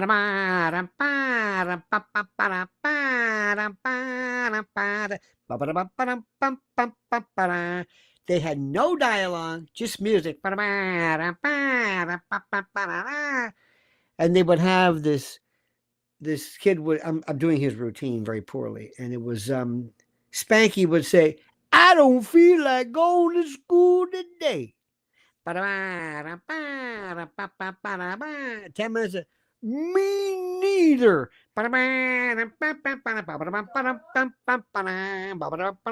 So they decided to play hooky, and they took a strainer and put paint through it to make it look like black dots to look like measles. And for stymie or buckwheat, I forget, they would take white paint so that his being racially insensitive. And they played hooky, and the teacher would say, they would do that really kind of like that real clever, like, whoa, we'll see about that. They had the truant officer, Edgar Kennedy. Why, you kids? Well, anyway, they looked in, and all the kids had ice cream and to pay him back. And Spanky said, we'll never play hooky again. And that was the end. And I'm watching this thing. What? Remember the dog with... It was, not I was. Thank you for that. Darla, very, very strange. Remember that one kid who was real fat and tough, the bully? He looked like Alfalfa, terrible man. Remember Alfalfa was, oh, no, not a murderer. He was murdered. This is Alfalfa became a murderer. No. He was killed. I think it was a punting. His name was Carl Switzer. Carl Switzer was 31 years old. He was born in Paris, Illinois. He was an American child actor, a comic singer, a dog breeder, and a guide. I don't know what that guide means. But his death was sometime in 1959. Switzer agreed to train a hunting dog, a treeing walker coonhound, for Moses Samuel Bud Stilts. This is getting too complicated. There was a struggle. The gun discharged. Yeah, very, very. Yeah. Remember when you were a kid, the stories that I want to know the bottom of? Bob Crane. Well, we know he was murdered, but we don't know who did it. Well, but who did it? Why? We think, yes, he was into... Glad that's... Remember George Reeves? When I was a kid, we were told that George Reeves, who played Superman, jumped out of a window because he thought he was Superman. Remember that? But we were told that. Sparky says he was a hunting guide. Now, this is when Sparky has to go into this tangential story about his uncle, Festus Dalmatian, Beauregard, his uncle, who was also a guide during the Boer War. Raul Rodriguez says, remember the teacher, Mrs. Crabtree, and Petey the dog. Yeah, that's right. That is exactly right. Those used to come on Sundays, Sunday morning. Hal Roach. It was a pit bull. Yeah. Yes. I was trying to explain to somebody, and maybe this is me just being nostalgic. Maybe that's it. Maybe it's, I don't know, my own senescence. I have no idea. But remember when comics on Sunday, it's the only time you cared about. I like Parade magazine. It was my thing too. But the comics. There was a guy who read the comics. I thought that was the greatest thing in the world. Comics on Sunday. And then one day they just stopped. My mother liked Mary Worth. I said, what is this? There's nothing to it. Mary Worth. My sister was funny. Nancy was by Ernie Bushmiller. And I I insisted that my sister couldn't understand Nancy. Nancy was like entry-level cartoon. If you don't understand Nancy, there's something very seriously wrong. People didn't speak English. You don't have to understand. 3 panels, nothing to it. But I convinced her she didn't understand it, that she got it wrong. It was very mean. Yes, very, very. It was very mean. It was very, very mean. There's something about, but you know what? God or whatever gives you a sibling, and you're very close. Because you only want to say, can you believe these people? They don't. I remember when your parents, especially, did you ever have a younger sibling and your parents like used up all of their anger on you? And then when the younger one came along, you could say, I don't know who this, I think it was, there's a comedian who said something about this. He says, I don't know who these parents are. They're your friends. I don't know these people. Sparky says, kids in our day developed initiative and imagination, which helped leadership and creativity. We didn't even know then why we were doing things. When you used to sit, who did this? Got a big bag of these plastic green soldiers. My friend, I don't want to mention his name, he had a very distinctive name. He's like the only person named this, I think, in the country. Well, no, there was another famous one. But anyway, let's just call him Eddie. And Eddie and I can remember this. We would go into our like flower bed and we would like scoop the sand out or the sand, the dirt or soil or pot, whatever the stuff you put in the flower bed. And we'd have our little bag of toilet and we'd do the and do this or no, I'm gonna kill you. And it was violent. You son of a bitch.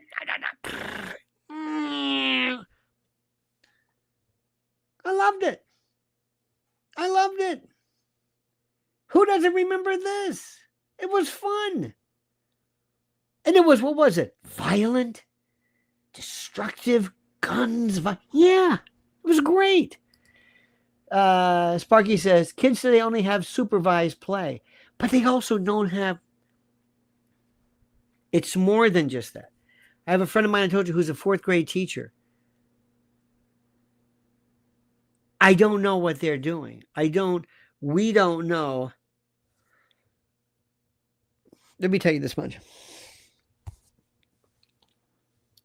We call this a ball, okay? And when you're a kid and your brain says, okay, make me work, make my wiring kick in, let me, develop, do things, think, imagine, play music, run, do stuff so that I can start to innervate, not enervate, but so I can start connecting.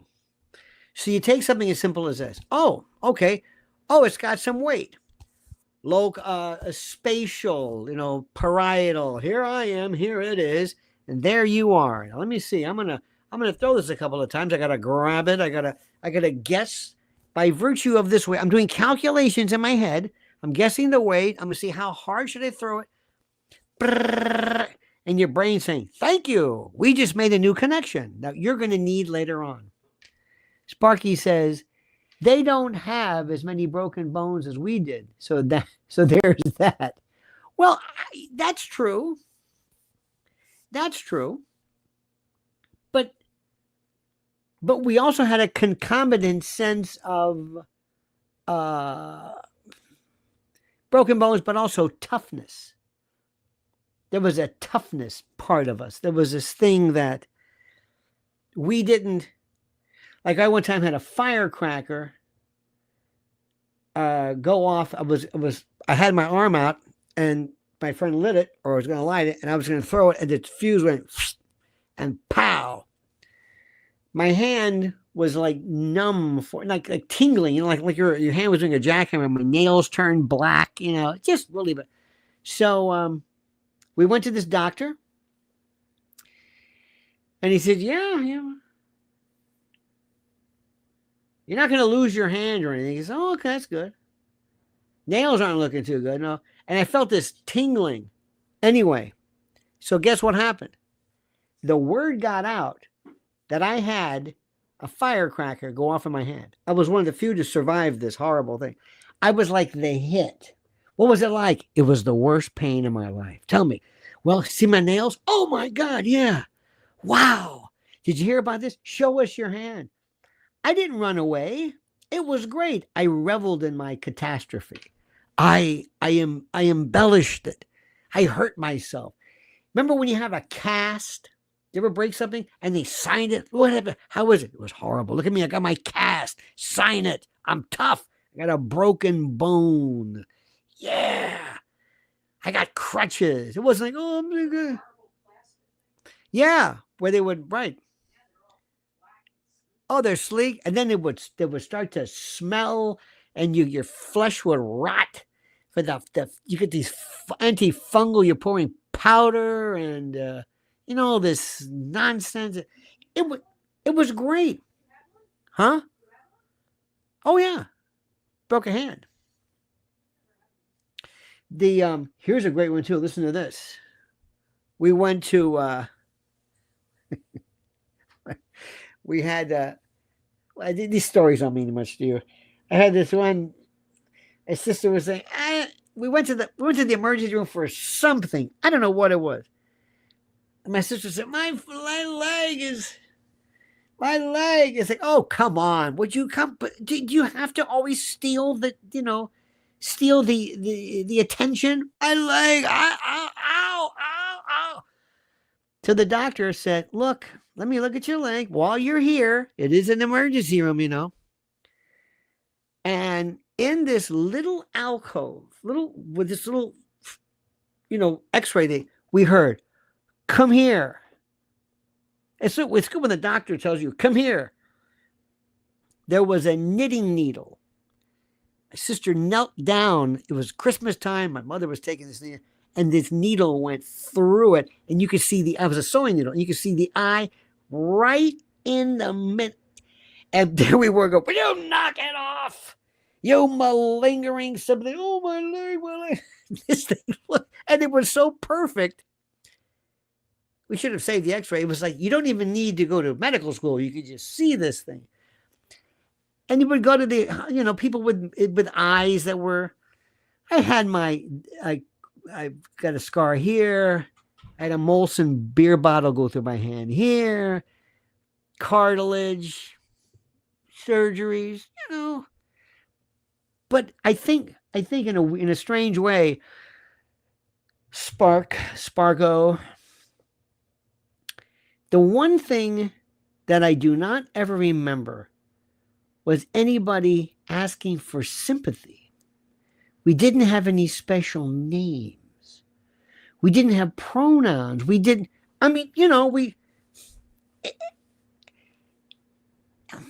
self-directed embellishment, self-directed pity over this hyper,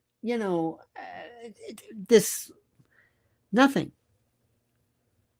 We never knew any kid who had a peanut allergy, never had any kid who was autistic, never had any kid on psychiatric medication, never had any kid. I don't know if we ever heard of gay people. I think we saw them on TV. I always told you this, Paul Linden, Charles Nelson Riley.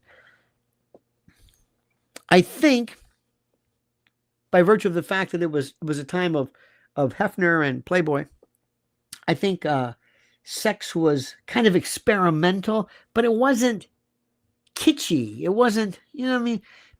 There was a sexual revolution. They were trying to express it, understand it, whatever. Today, it's not even sex. It's camp. It's vaudeville. It's, who can come up with one and say, oh, I've got something. I identify as a squirrel. Nah, it's been taken. Oh, damn it. Pronouns. Oh, that's good. Adverbs. It's pushing it too much.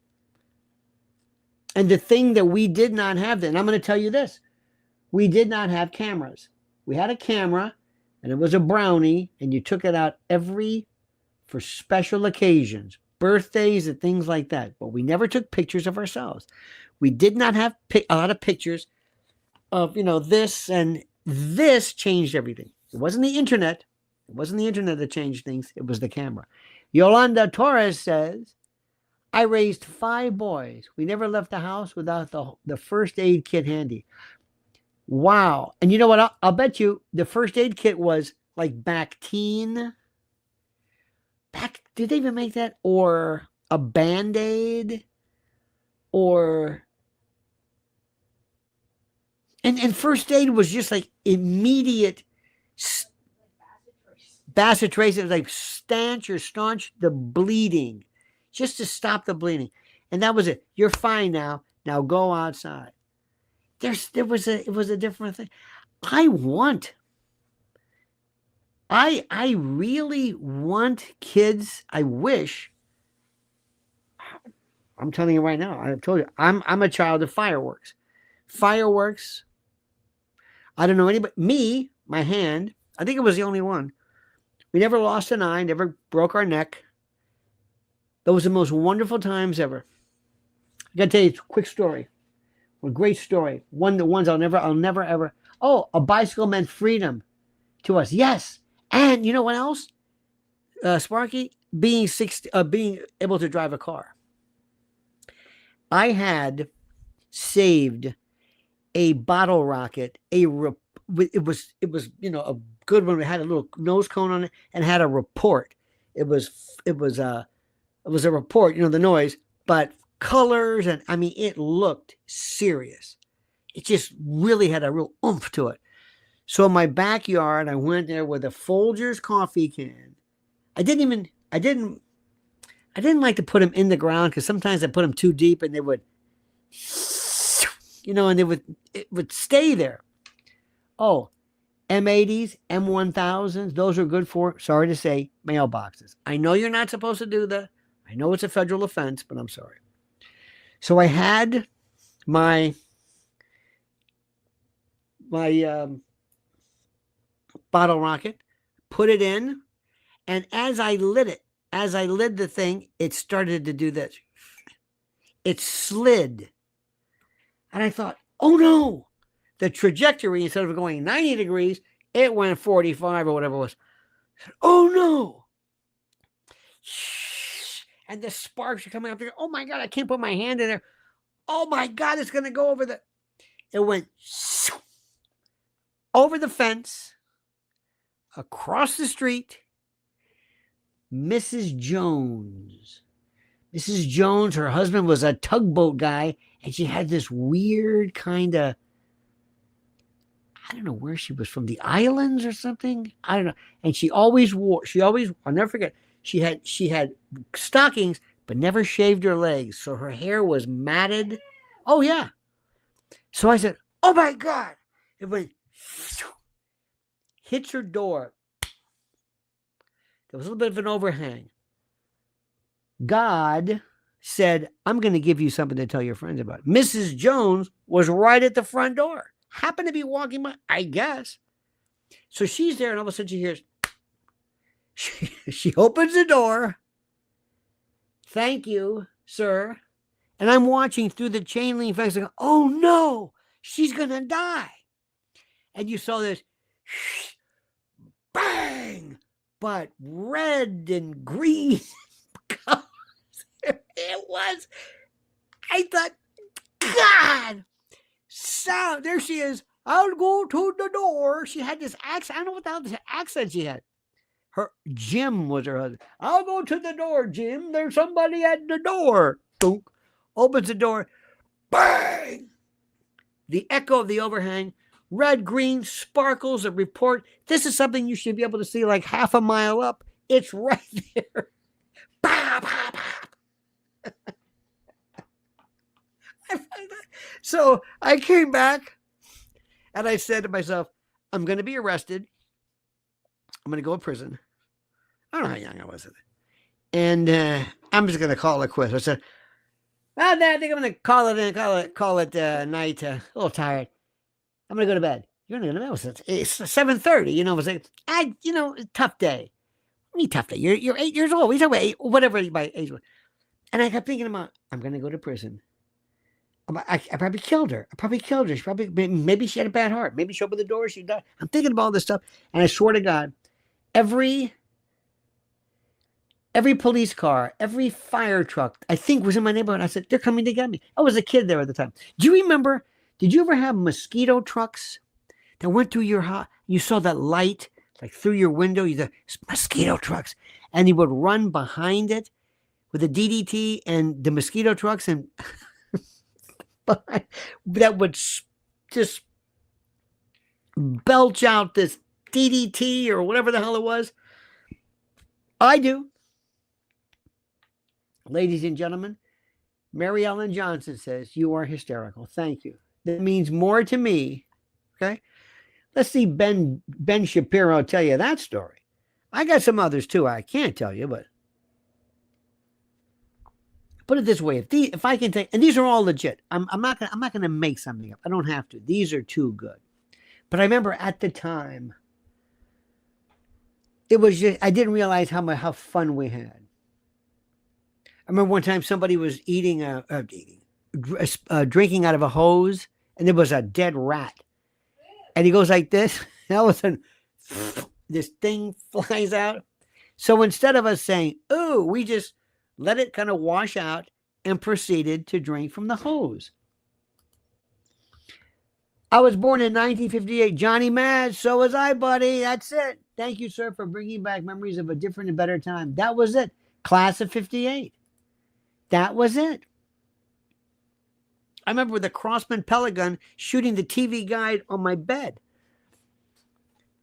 Remember that? That had the little milk carton full of Crossman pellets, not BBs, pellets. My father, what are you doing? I'm shooting a TV guide with a Crossman. Okay. I'm going to leave you with this one. I had one of the best Christmases one time with a spirograph. I thought that was the greatest thing in the world. I'm making this. Look at you put this little pen and you put the little template with the gears and it would, I loved it. But the best one I got, look at this. DB says, I am crying laughing. Thank you. Here's one for you. This is my best. And my father was so terrific. He just never got upset. I mean, he got upset, but he lets you do what you want to do. You be a kid, whatever. I told you our favorite game was called jumping off the roof. Nobody hurt themselves. I got wood burning. Pyrography is called. It was a wand. You plug it in. It gets to about 8,000 degrees. It was red, glowing. And you put a little device at the end and you could take this balsa, which you'd hold in your hand. And it goes, this branding iron would go through this piece of wood that you're holding.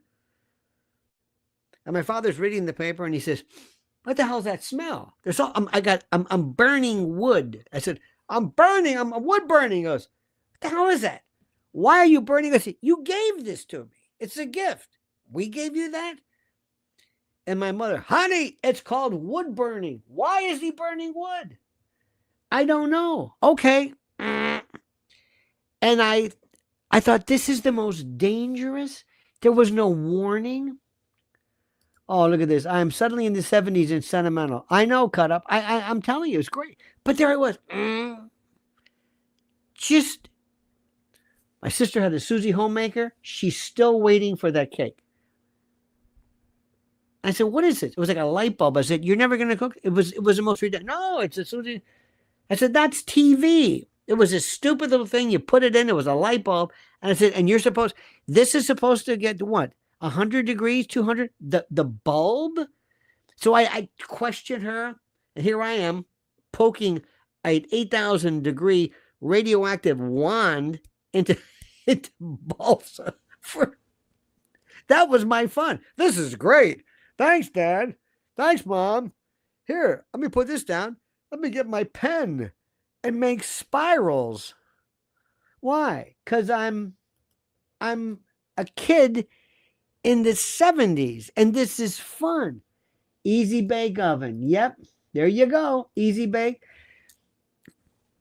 They promised you. Remember this? He knocked his block off. Rock'em sock'em robots. You hit it and you push it down and you'd be punching each other and then the head would pop up. He sunk my battleship. How about this?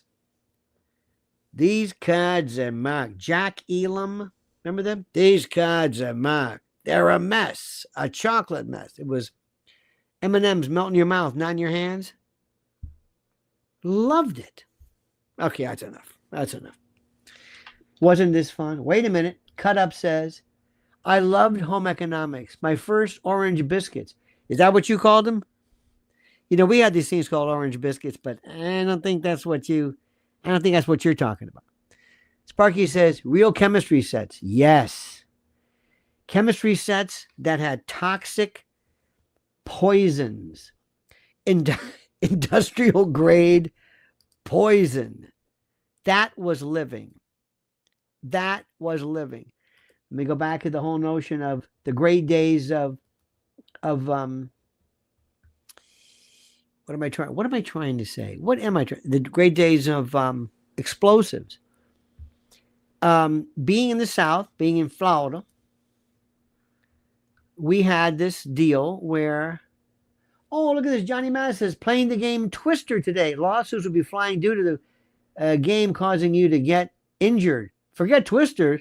How about becoming aroused or jarts, lawn darts? A 3-pound dart projectile with fins you throw up in the air and it comes down?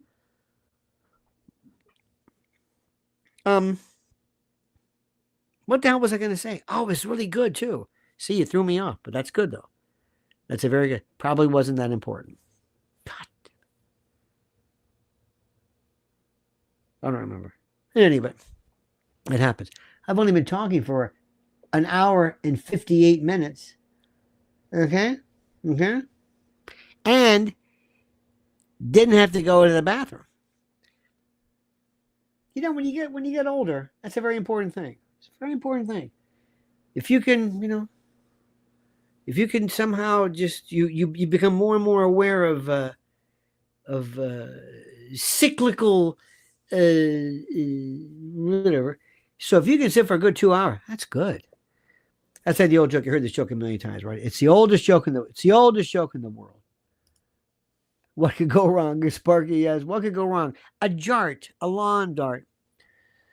Two old men are talking. And one guy says, every morning I have a bowel movement without fail at 5:30 a.m. every day without fail, Monday through Sunday, every day, 5:30 a.m. without fail. And it's prodigious too. He said, you know, you're a lucky man. He said, well, I don't wake up until 9. Anyway, so that's the joke. I found all that stuff kind of sort of interesting because I have a very base sense of humor. And it's a very simple thing. If you laugh at it, you get a pass. I wish somehow we could go back and relive these wonderful days. What a movie. Oh, Delilah Vela says, would a movie about the childhood in the 60s to 70s bore people today? I feel like I am in another world now. I think everybody kind of sort of feels like that. Sort of, you know what I mean? You know what I mean? I think people sort of think that. Let me see something. Do you remember? This is the most important thing. Let me show you what this is and see if you can recognize this. What is this, dear friends? Let me see, just a minute. Let's see the first one to get this answer right. Be caller number 5. And win a sports shirt. Okay, here we go. Okay, just a minute.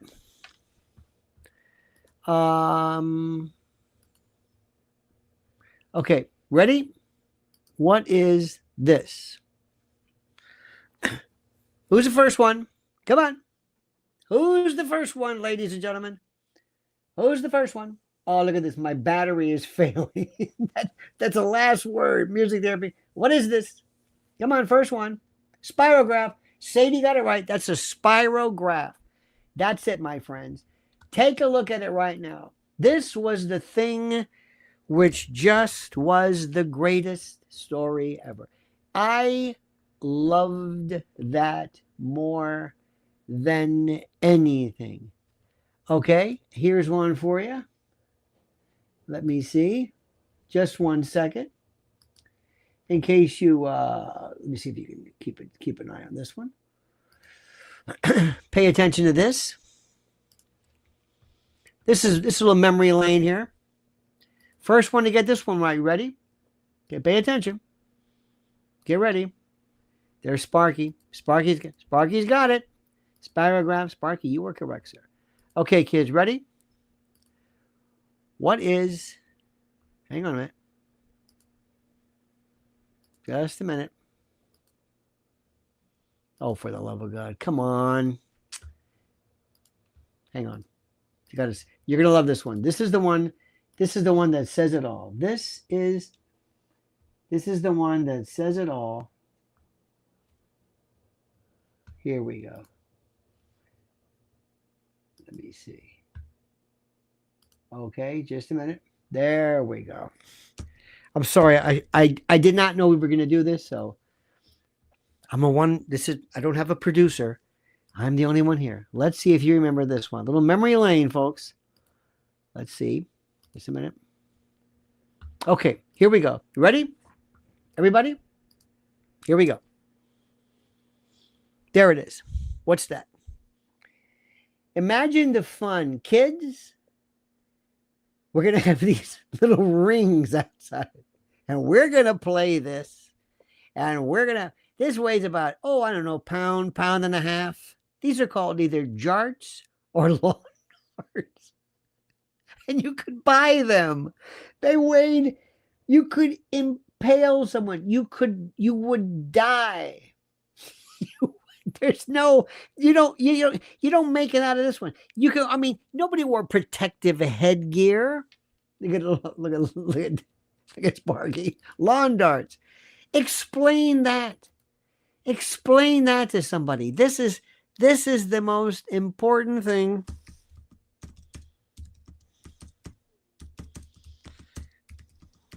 Okay, this is the thing which now let me explain something to you. This is before we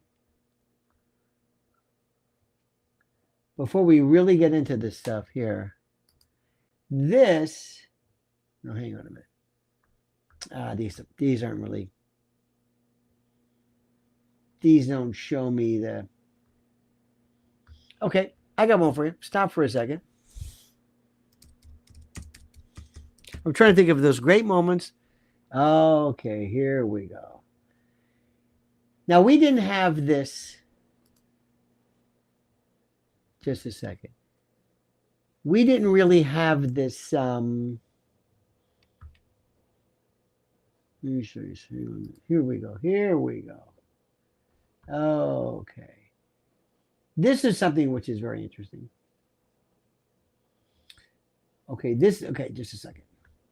Imagine showing this to somebody who has a child who, I don't know, maybe he's on medication, a child with anger issues, and you say, hey, Todd, even though your name's not Todd, I got something for you.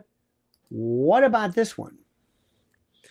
Remember these? This is the fancier one. This, as you notice, you might notice this is, let me see. There we go. I'll point. Got it right. That's right. I'll point.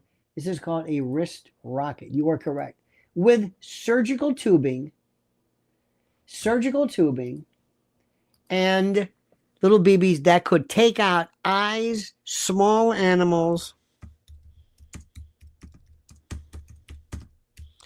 This is the one. Okay, let me show you this one. I'm going to show you another one, and you are going to watch this. Now, kids, work on this one.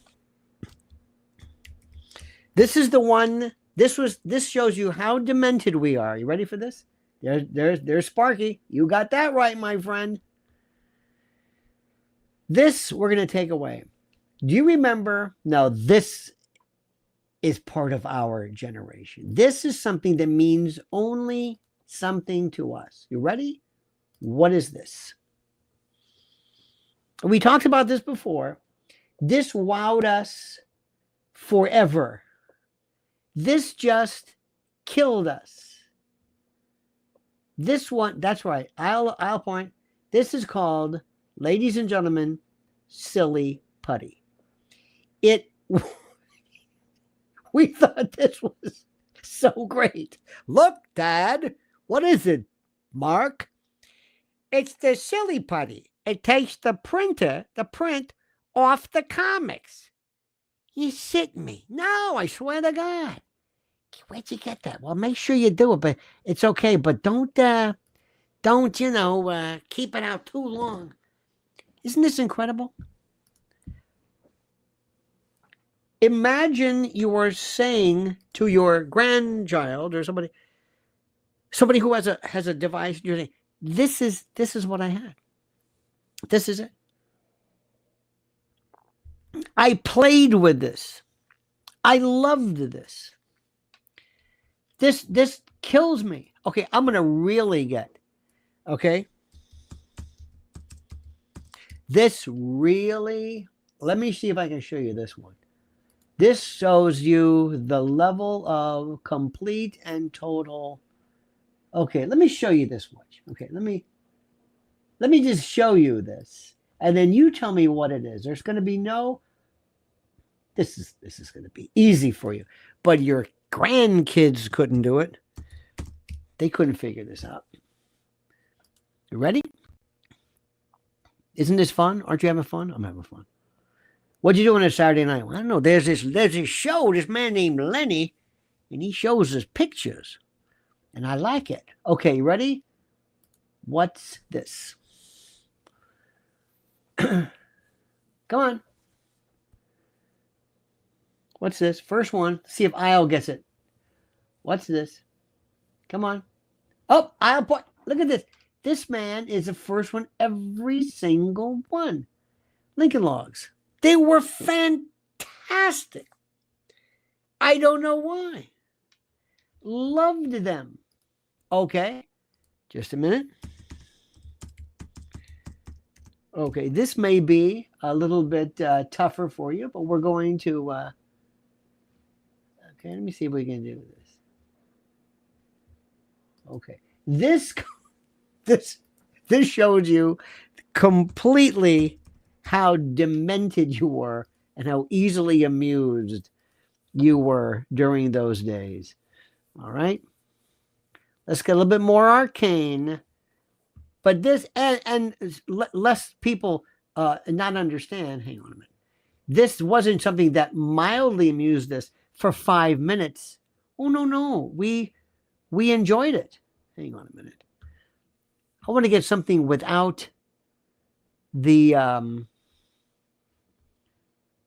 want to get something without, okay, these are too small. Okay. I think you can figure this one out. Let me see. I'm sorry this is taking so long. Again, I am by myself, and there's no one who assists me. So this is Okay, here we go. Ready? All right, Isla. I'll paint. Let's see if you can do some magic with this one. What's that? Come on. Come on. Let's see. Come on. But look at I'll do it again. Barrel of monkeys. You are a savant, and you don't look that old. I'm looking at this thumbnail of you. If that's you, this would make a great. You know, Mary Ellen's got a point. She goes, "This would make a great show." I don't know who'd watch it, but imagine if you were with some kids, and we're sitting around, and we say, "Oh, I know what that is," and look at the kids and says, "All right, okay, let me show you something." I'm not going to do this all night long, but no.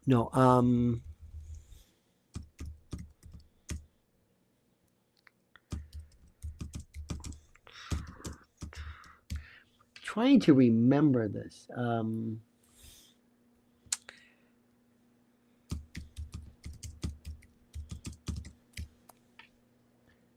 Okay, this is it, my friends.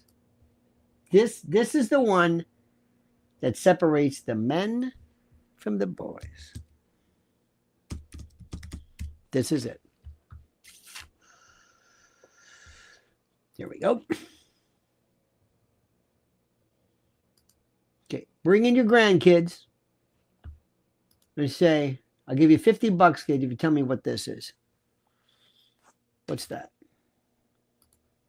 And watch Isle Point. You know, this is so easy. But kids will look at you like, what are you talking about? There we go. Look at Isle Point. Isle Point is a Isle Paint, rather, I guess, is demented. Okay? Okay?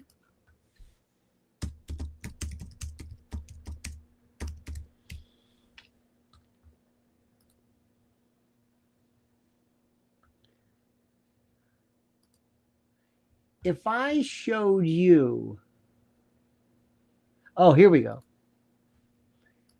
What is, this is another one too. Bring in your grandkids. Here we go. Grandpa's got another one for you. What is it? Asking me these stupid stories. All right. What is this?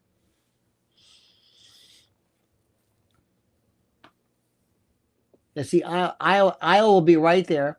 There we go. Brendan's got a. No, that's not right. No, hang on. It takes a second. Look at this.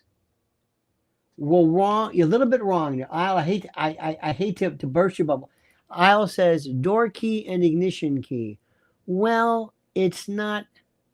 I guess that's true. One was trunk key. We called it. Yes, we know those are ignition. Yes, and trunk key.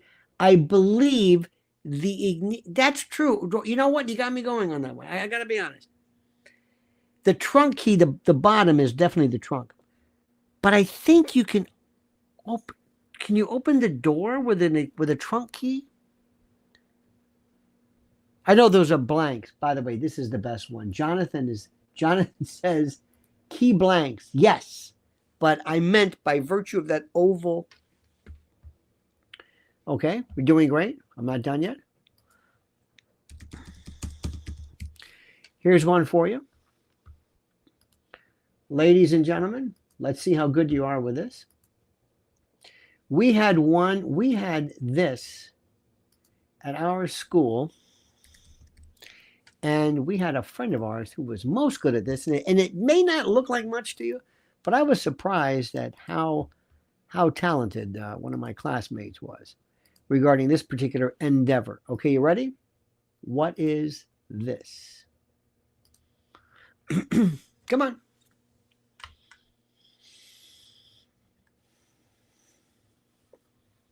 Look at this. Isle is tremendous. Tetherball.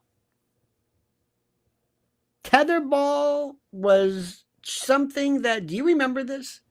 What was the perfect totem tennis? I like that. I don't know what that is. All grammar schools had this. And you would hit it, and it would spin around. But as two people were approaching, and you decided that you were going to try to hit it, and you would come up, both of you at the same time, we had more people hit, broken teeth, scars, but it was fun. Nobody cried. Nobody, to see it go around, and then you had to climb up the top and hit it to unwind it. Kickball too. Kathy, I loved kickball. I thought kickball was the greatest. It was perfect. It was wonderful. Well, let me say something to you. I hope you had even the slightest, 10% of the fun that I had tonight. I want to thank you for that. I'm going to make sure I got everybody's comments here. Laura, by the way, says, still resent the fraudulent sea monkey ads. Yes, those were brine shrimp. Yes, you are right. Fraudulent. She wanted, yes, these were, they were actually brine shrimp, but this was, if you recall, I remember the time I wasn't really sure what exactly I was to do with them, but you might remember this. This is part of Laura's horror. She remembers. No, that's not it. Excuse me. Pardon me. It's there we go.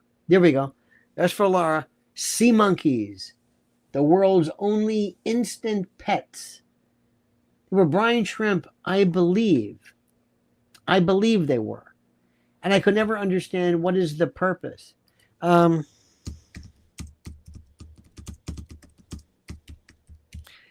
There was a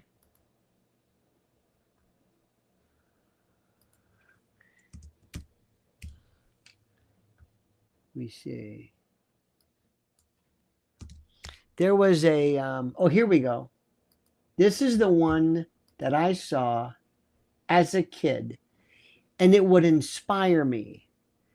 You know, you're, oh, I don't know, maybe you're 11, 12, kind of pubescent. You know, you're trying to figure things out. Things are kind of strange to you. You're not really sure what's up and what's not. And then you're reading in the back, and all of a sudden you come across this. Oops. Hang on a minute. I gotta get rid of this. They're telling me I'm using too much space. Okay, stand by for a second. I gotta get rid of these. You'll get a kick out of this. Men, you'll remember this. Here we go. This one here.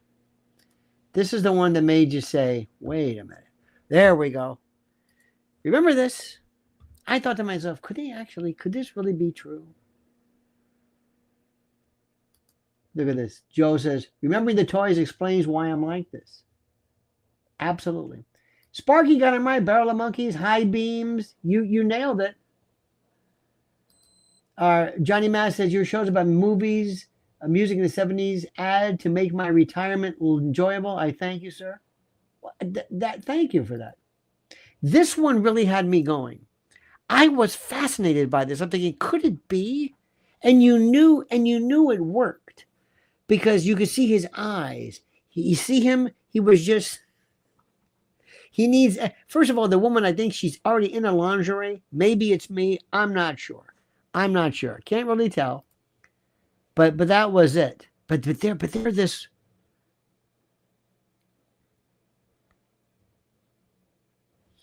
Did anyone ever buy this? It's like Spanish fly.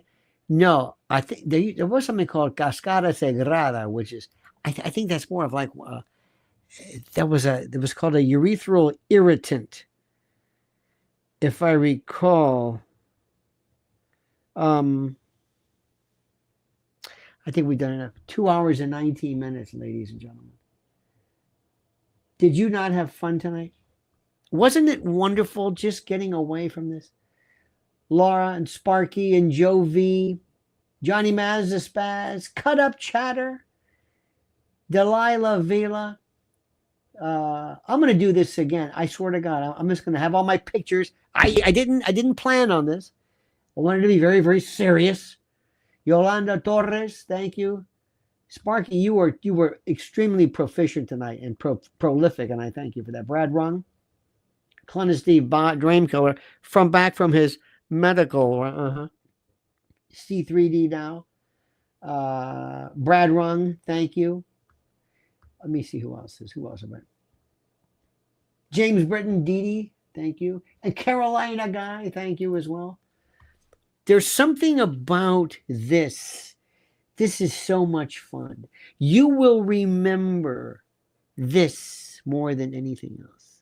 You will remember mornings like this. Not mornings, what am I saying? Shows like this morning. Sparky says, I always wondered how the X-ray specs work. Later I realized that they actually said X-ray on them, making the girl you were looking at uncomfortable as a joke. Yes. Yes. Oh, you missed my comment. Hang on a minute. Just a second. Just a second. We're going to get this. I'm going to get these, by God. By gum. Hang on one second here. Just a minute.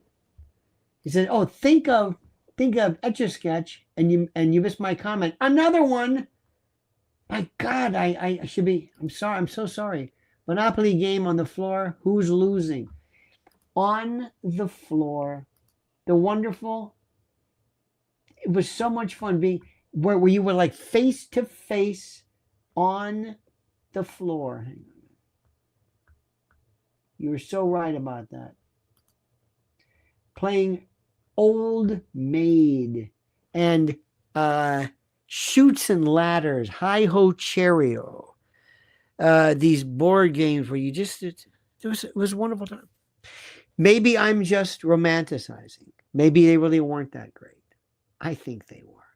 So, ladies and gentlemen, thank you. Thank you for this. Thank you for enjoying this adult humor.